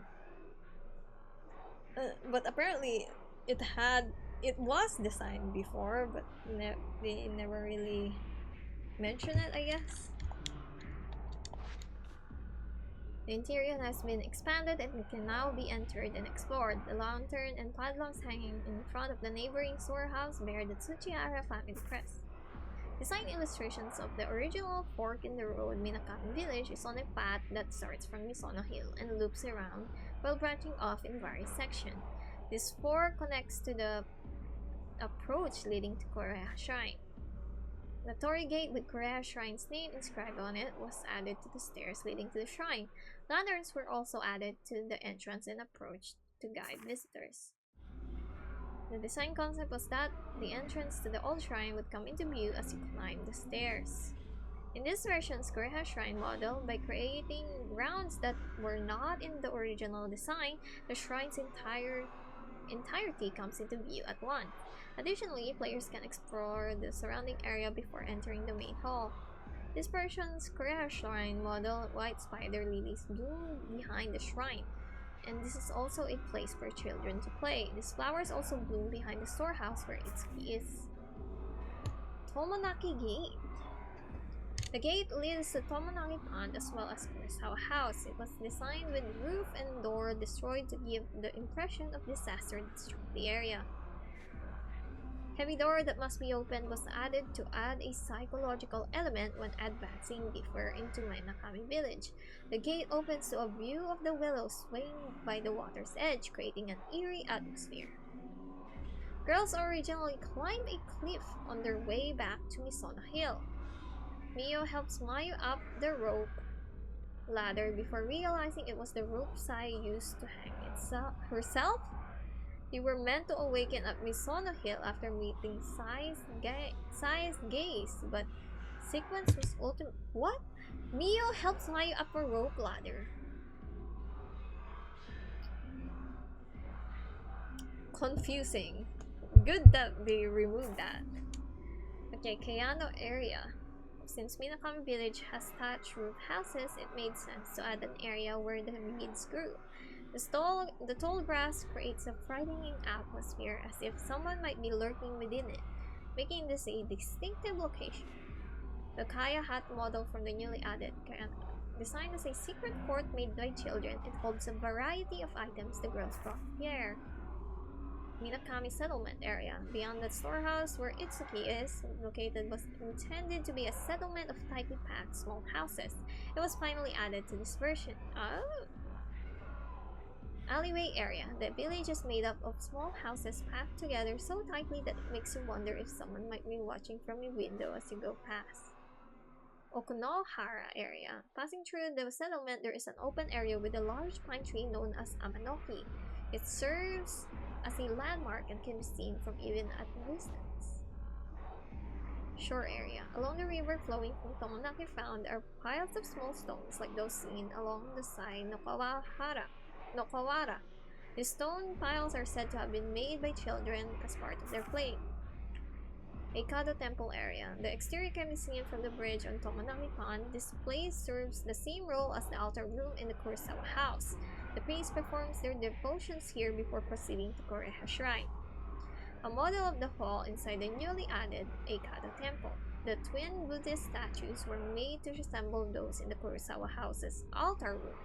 Because they appear far apart due to their size, they were visually tied together using red cords. The candles are offerings to those who died in the disaster. This is a model of the newly added abandoned graveyard area. There is bamboo grove behind Minakami Cemetery, which is scattered with small graves for those without names, such as the mourner. This is where the mourners live, who was intended to be the gravekeeper. Makabe photographed this place with the camera obscura in the original game, but it was not possible to actually visit. In this version, it has been placed beyond the abandoned graveyard so players can visit and photograph it themselves. This was a model of the newly added Okushima area. In the original, it could only be seen from afar, but now there is a bridge to access it. Several toy bamboo leaf boats can be seen, as it was a place where children played. This is the beep path, which expands from the underground lake in this version. Originally, only a small pool formed from water leaking from the Tomonaki Pond. It was expanded into a full underground lake. It now forms a beautiful yet haunting landscape that makes the players want to view it through the camera obscura. I did not do that. This doll-like object is found in the raised tatami room. Oh yeah, that one. Here has second floor. Cloth was placed over parts of the doll to make it resemble a human figure. This worked because the graphics in the original game were rough, but it's clearly a doll in this game's detailed remake, creating a different kind of fear. This is a model of the failed Kusabi from this version. Those who were unable to endure the Kusabi ritual were lined up in deep path as human sacrifices. In the original, this could only be seen in the gaps through the rocks, but in this version, there is a route that goes around to offer another view? There is! There is! There is! I don't think I've seen it! I don't think I've seen the other view!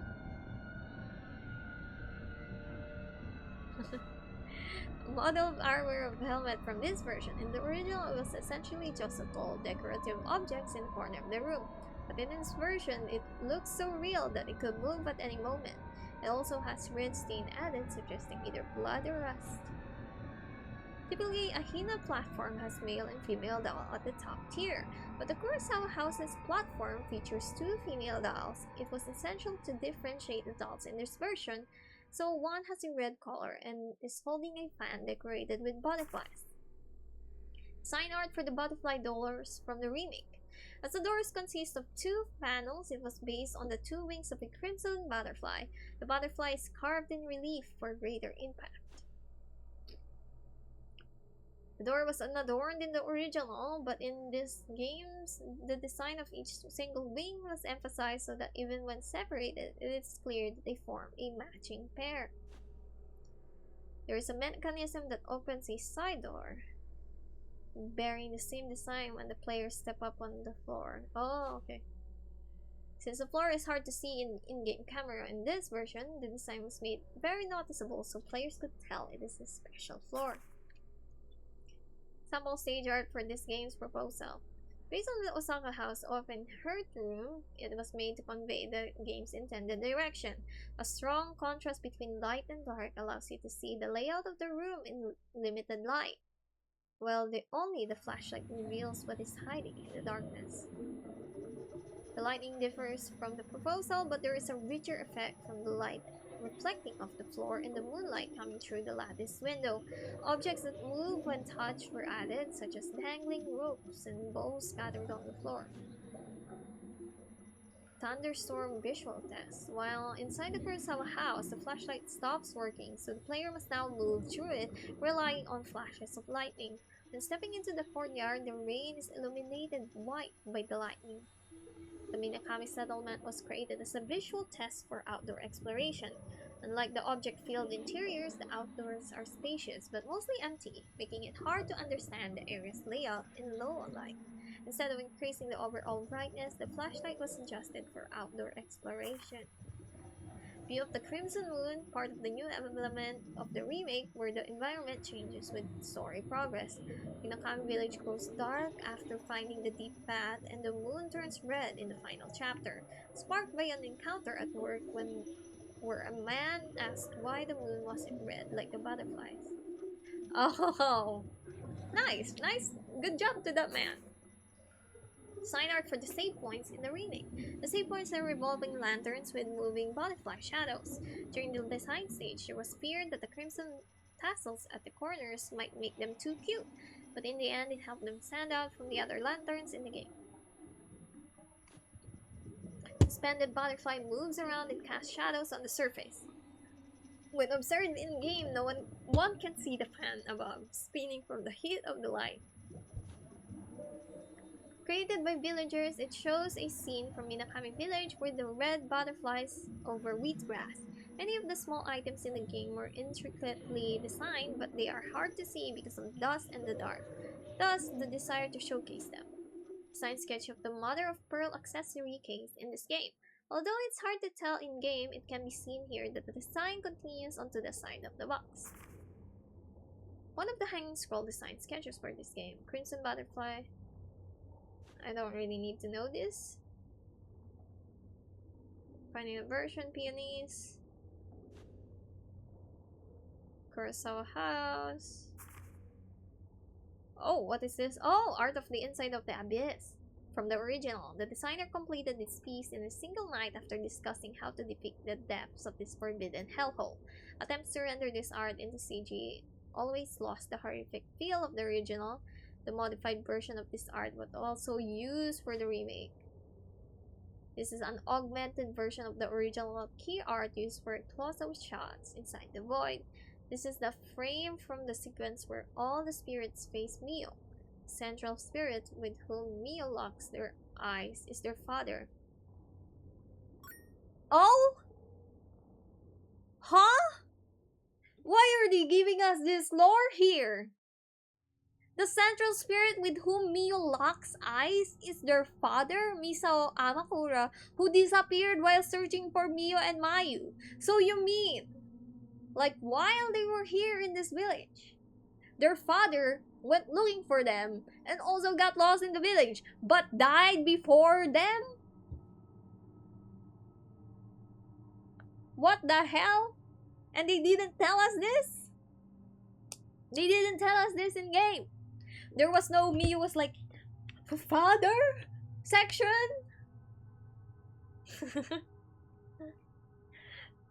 What? They just tell us here? Okay.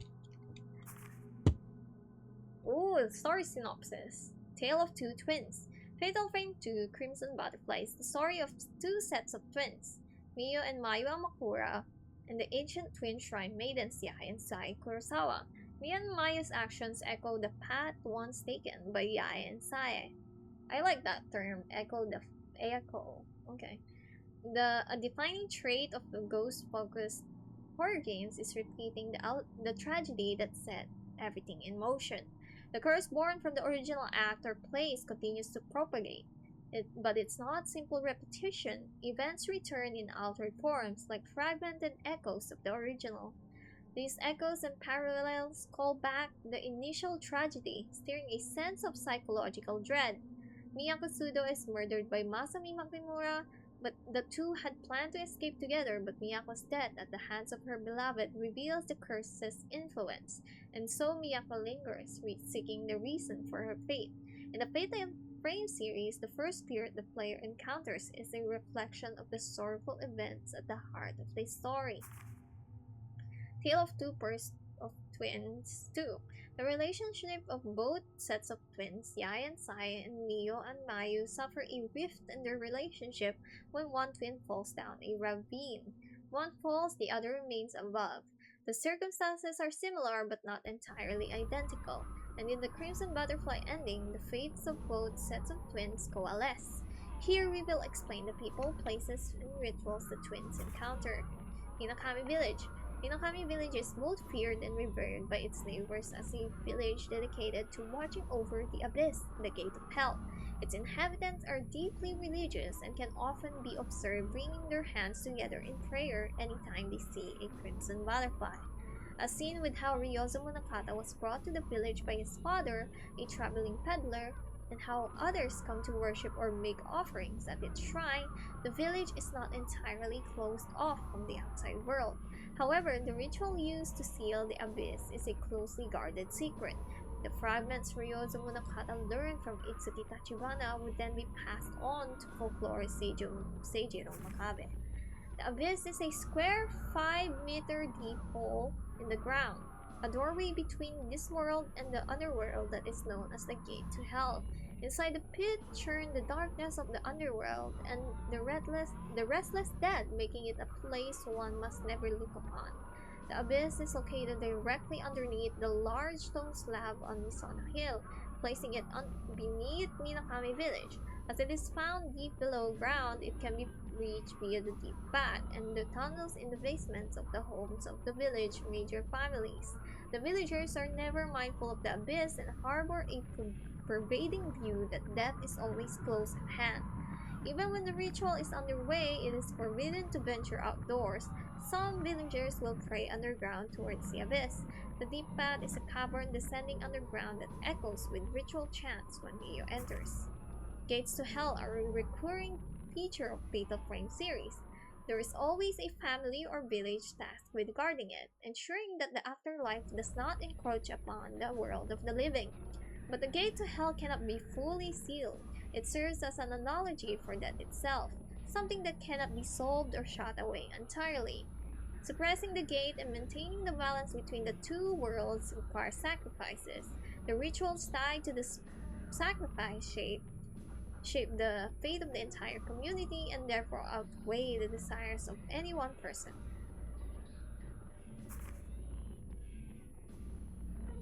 We are live, right? Oh my god, it's almost 4 hours.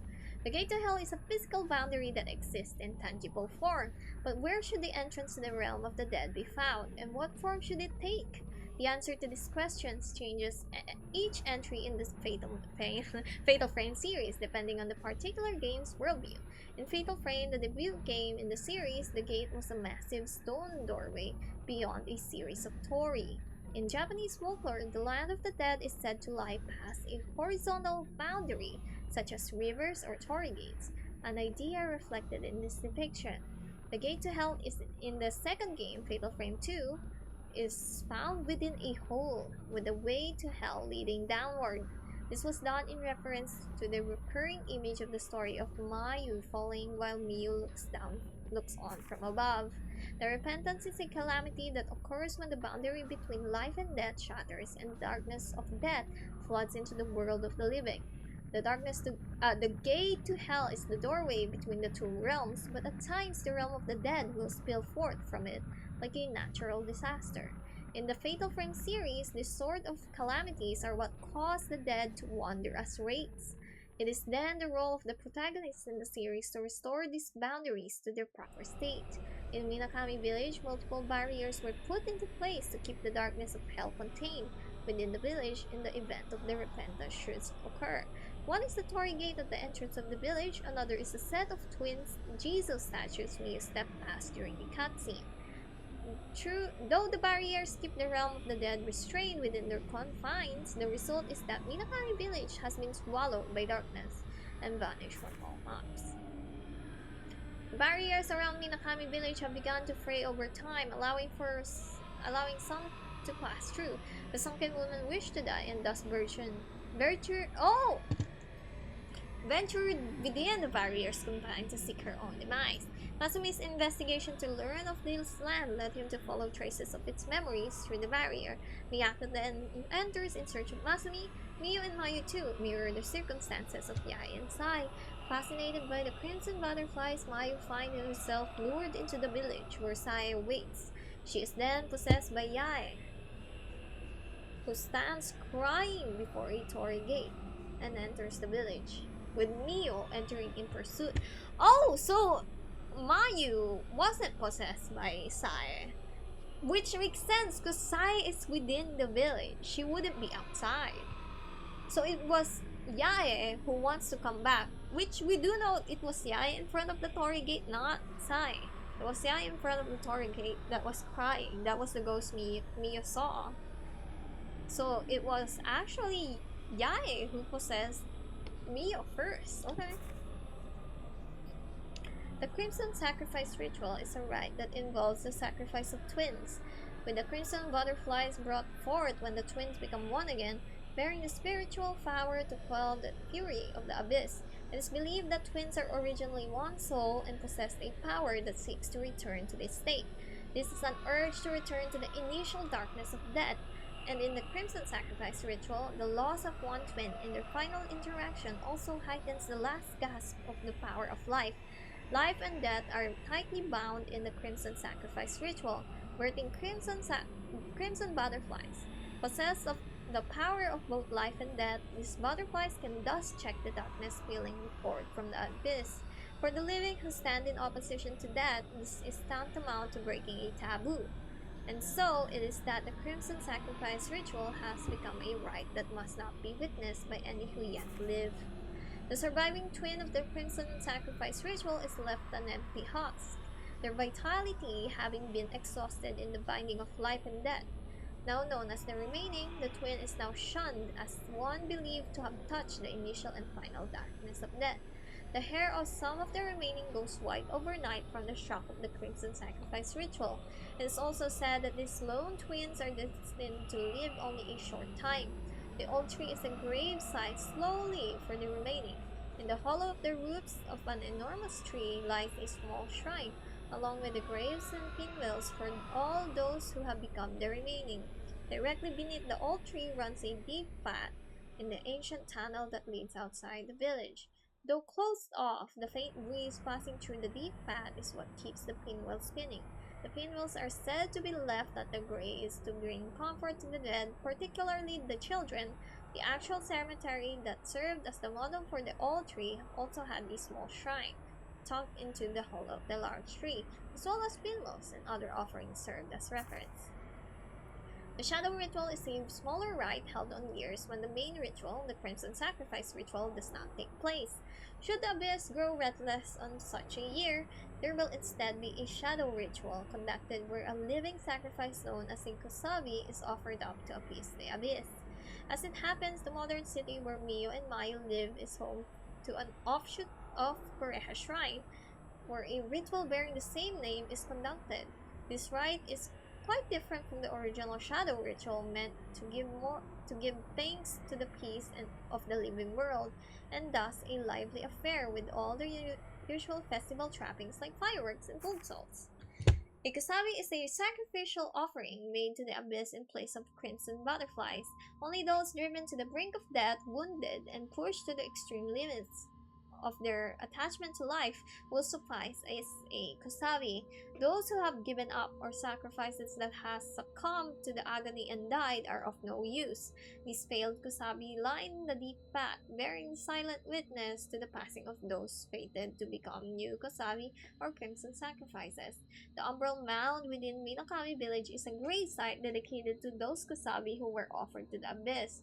Though only visible in scenes with Seijiro Makabe in the original game, this version it can now be visited.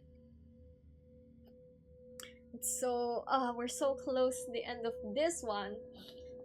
So I think this is the end. Like, okay, I think we've gone through. So whatever the last page is, I think that's the last thing we actually just need to see here. So that's good. Ow. Umbral Mount. The people made into Kosabi are generally outsiders, hapless visitors to the village from elsewhere. Only those with the force of will and vitality to live on despite the extreme pain inflicted upon them in the cutting ritual can become a Kusabi. Portions of the body severed in the cutting ritual are enshrined within the umbral mound. Japanese culture greatly fears the wrath of those who die unnatural deaths, leading to a belief system centered on calming their spirits by honoring them as kami. This Goryo faith, worship of vengeful spirits, has taken root in Minakami village as well. Due to the especially fierce resentment it contains, the umbral mound is wound with a rope to keep the hatred within restraint. The camera obscura is a device invented by Dr. Kunihiko Aso to see the unseen. Dr. Aso entrusted one of these cameras to his friend. One! So there's more. Seijiro Makabe, who then brought it with him to the Minakami village. Makabe planned to use the camera obscura to observe a certain location that must not be seen, rumored to exist in Minakami village. Thinking the taboo would not be violated if he did not look upon it directly, he also hoped that by photographing the site, he would be able to make visible that which cannot be seen with human eyes, the object the villagers worship. Makabe never was able to photograph the depths of the abyss, but there is a moment when Miyu can, so try it when the opportunity arises. We did that. The camera obscura that Seijiro Makabe brought with him was a prototype and thus unfinished. The camera in the first Fatal Frame is a finished model and thus possesses the ability to reflect and repulse the forces of hell thanks to the Holy Mirror fragment within it. While the Holy Mirror momentarily captures deadly energies and reflects them back, this process also brings its user closer to the realm of the dead. The camera obscura in Fatal Frame 2 Crimson Butterfly does contain a mirror akin to the Holy Mirror, but this function is as of yet imperfect and was thus sealed by Dr. Aso. In the remake, this seal can be removed, enabling the camera obscura to fend off deadly energies.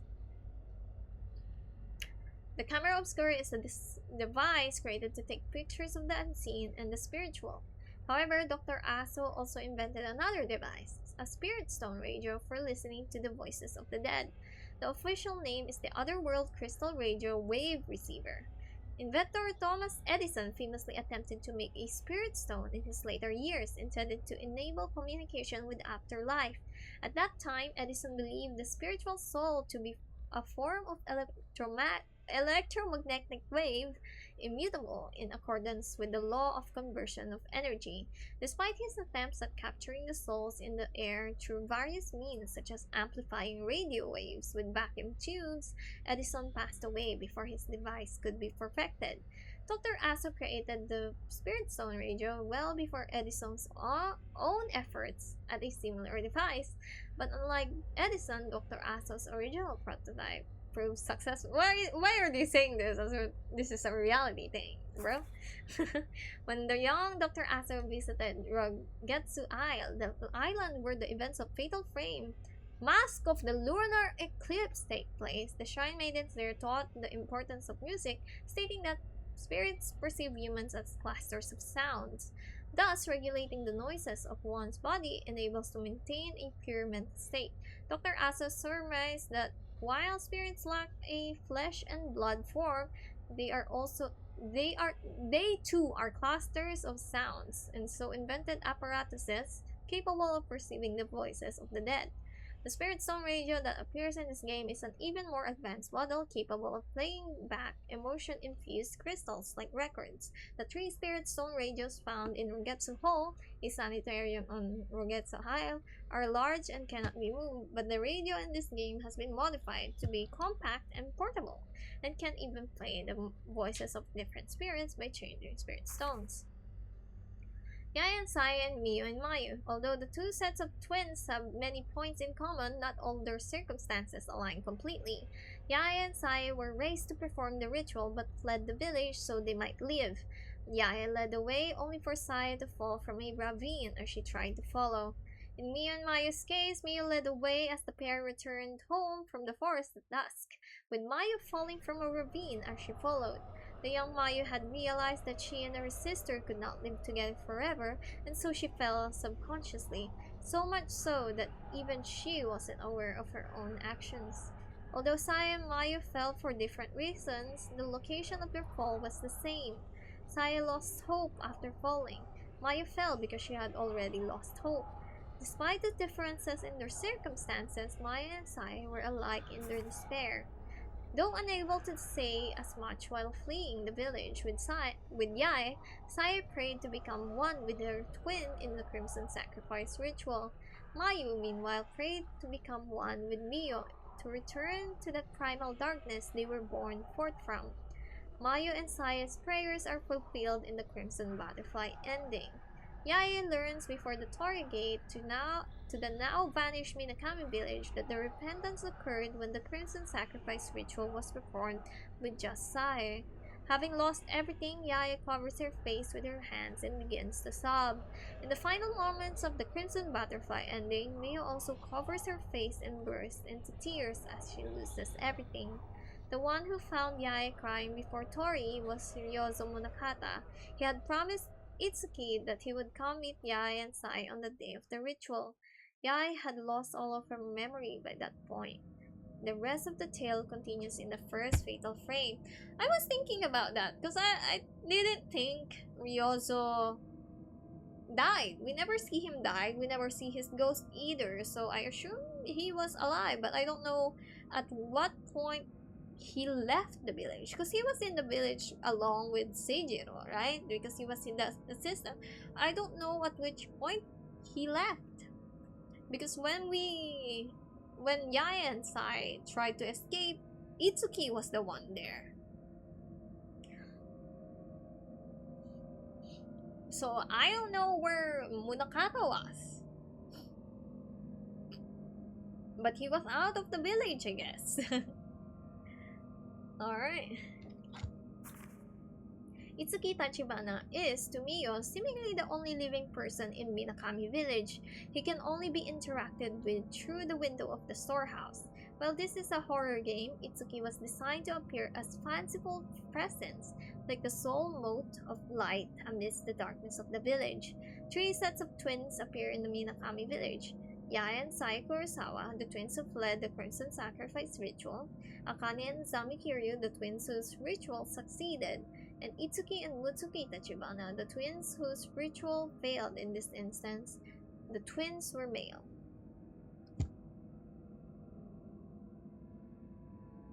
Did it fail because they were male? Seeing these three outcomes gives the player an idea of what fate is in store for Mio and Mayu. Since Itsuki was created to indicate one possible fate that could befall Mio, in the initial draft of the plot, he was in fact a grown woman with long white hair. In one version of the Crimson Butterfly ending, Mio botches the ritual and is unable to produce a crimson butterfly, resulting in her hair turning white and her being confined to the storehouse to await the next set of twins. However, we decided not to go in this direction as Itsuki's character became more fully developed. Itsuki was designed around the image of someone who is completely and utterly mentally drained, a flickering flame of a soul that seems like it could go out any second. However, as there weren't really any real-world references to be found, his main image sources were tanka poems. One is Kuniyo Tsukamoto's tanka, in the ashen fields where the hunting ban has been lifted. A boy casts his eyes downward, a moth at his side. Another is Taeko Kuzuhara's two boys' leaves side by side lined up like pale blue narcissus leaves. Lastly, Naito Joso's haiku should be added to the list. The wavering air dwelling solely outside the burial mound. Sprouting wings. Some explanation is in order regarding the sprouting wings, a new feature in this remake. Humans who touch the darkness of death within the abyss see their body crumble away, and their lives unravel like crimson firework dispersing into the air. The effect resembles a crimson butterfly spreading its wings, and thus it was named Sprouting Wings, as an expression of life and death, both reaching their zenith. This can appear in-game as well as when a raid is photographed with the camera obscura. Occasionally, the spirit's final embers expand like they are burning. The raid is empowered in its state. Sprouting Wings is also the title of one of the game's endings. Without going into too much detail, we hope you play the game and witness Mio and Mayu sprout their own wings. One interesting detail about the kanji for wings in Japanese is that it is composed of two of the same radicals, like a pair of twins. Oh, it's like two feathers, right? I think that's how you write wings. Two wings. Two feathers. I think kanji composed entirely of two duplicate radicals seem to be a perfect fit for the name of this phenomenon. And that's it. We got it. We're done reading. Oh my god, that was so long. But thank you everyone for hanging out with us. I'm done. I'm tired of reading. I'm tired of speaking. We got the ending. We're finished. We're done. Congrats to us. But yeah, thanks for hanging out with me. I don't know if you guys are there. Someone might have passed out at this point because it's time to sleep. Not gonna say names, but someone might have been. Oh no, they're still alive. Hee still alive. Hey, I do not. I'm still awake. Congrats. It's time for you to sleep, though. But anyways, thanks for hanging out with us, fellas. That was the thing. The remaining Sun ending wasn't really much. I don't think it was worth all the trouble of her doing Nightmare. So if you're playing this and you're like, oh, I don't really want to go through the Nightmare run, it's pretty much the same as the Sprouting Wing ending. So if you get that, just watch the video on YouTube. Like, it's just the ending. Like, the Sprouting Wing cutscene, same. And then it's the after credit scenes that's different. So you can just watch that if you really don't want to deal with the hassle of the Nightmare mode. But if you want to deal with the hassle of the Nightmare mode, go do it. But personally, I don't think it was worth it.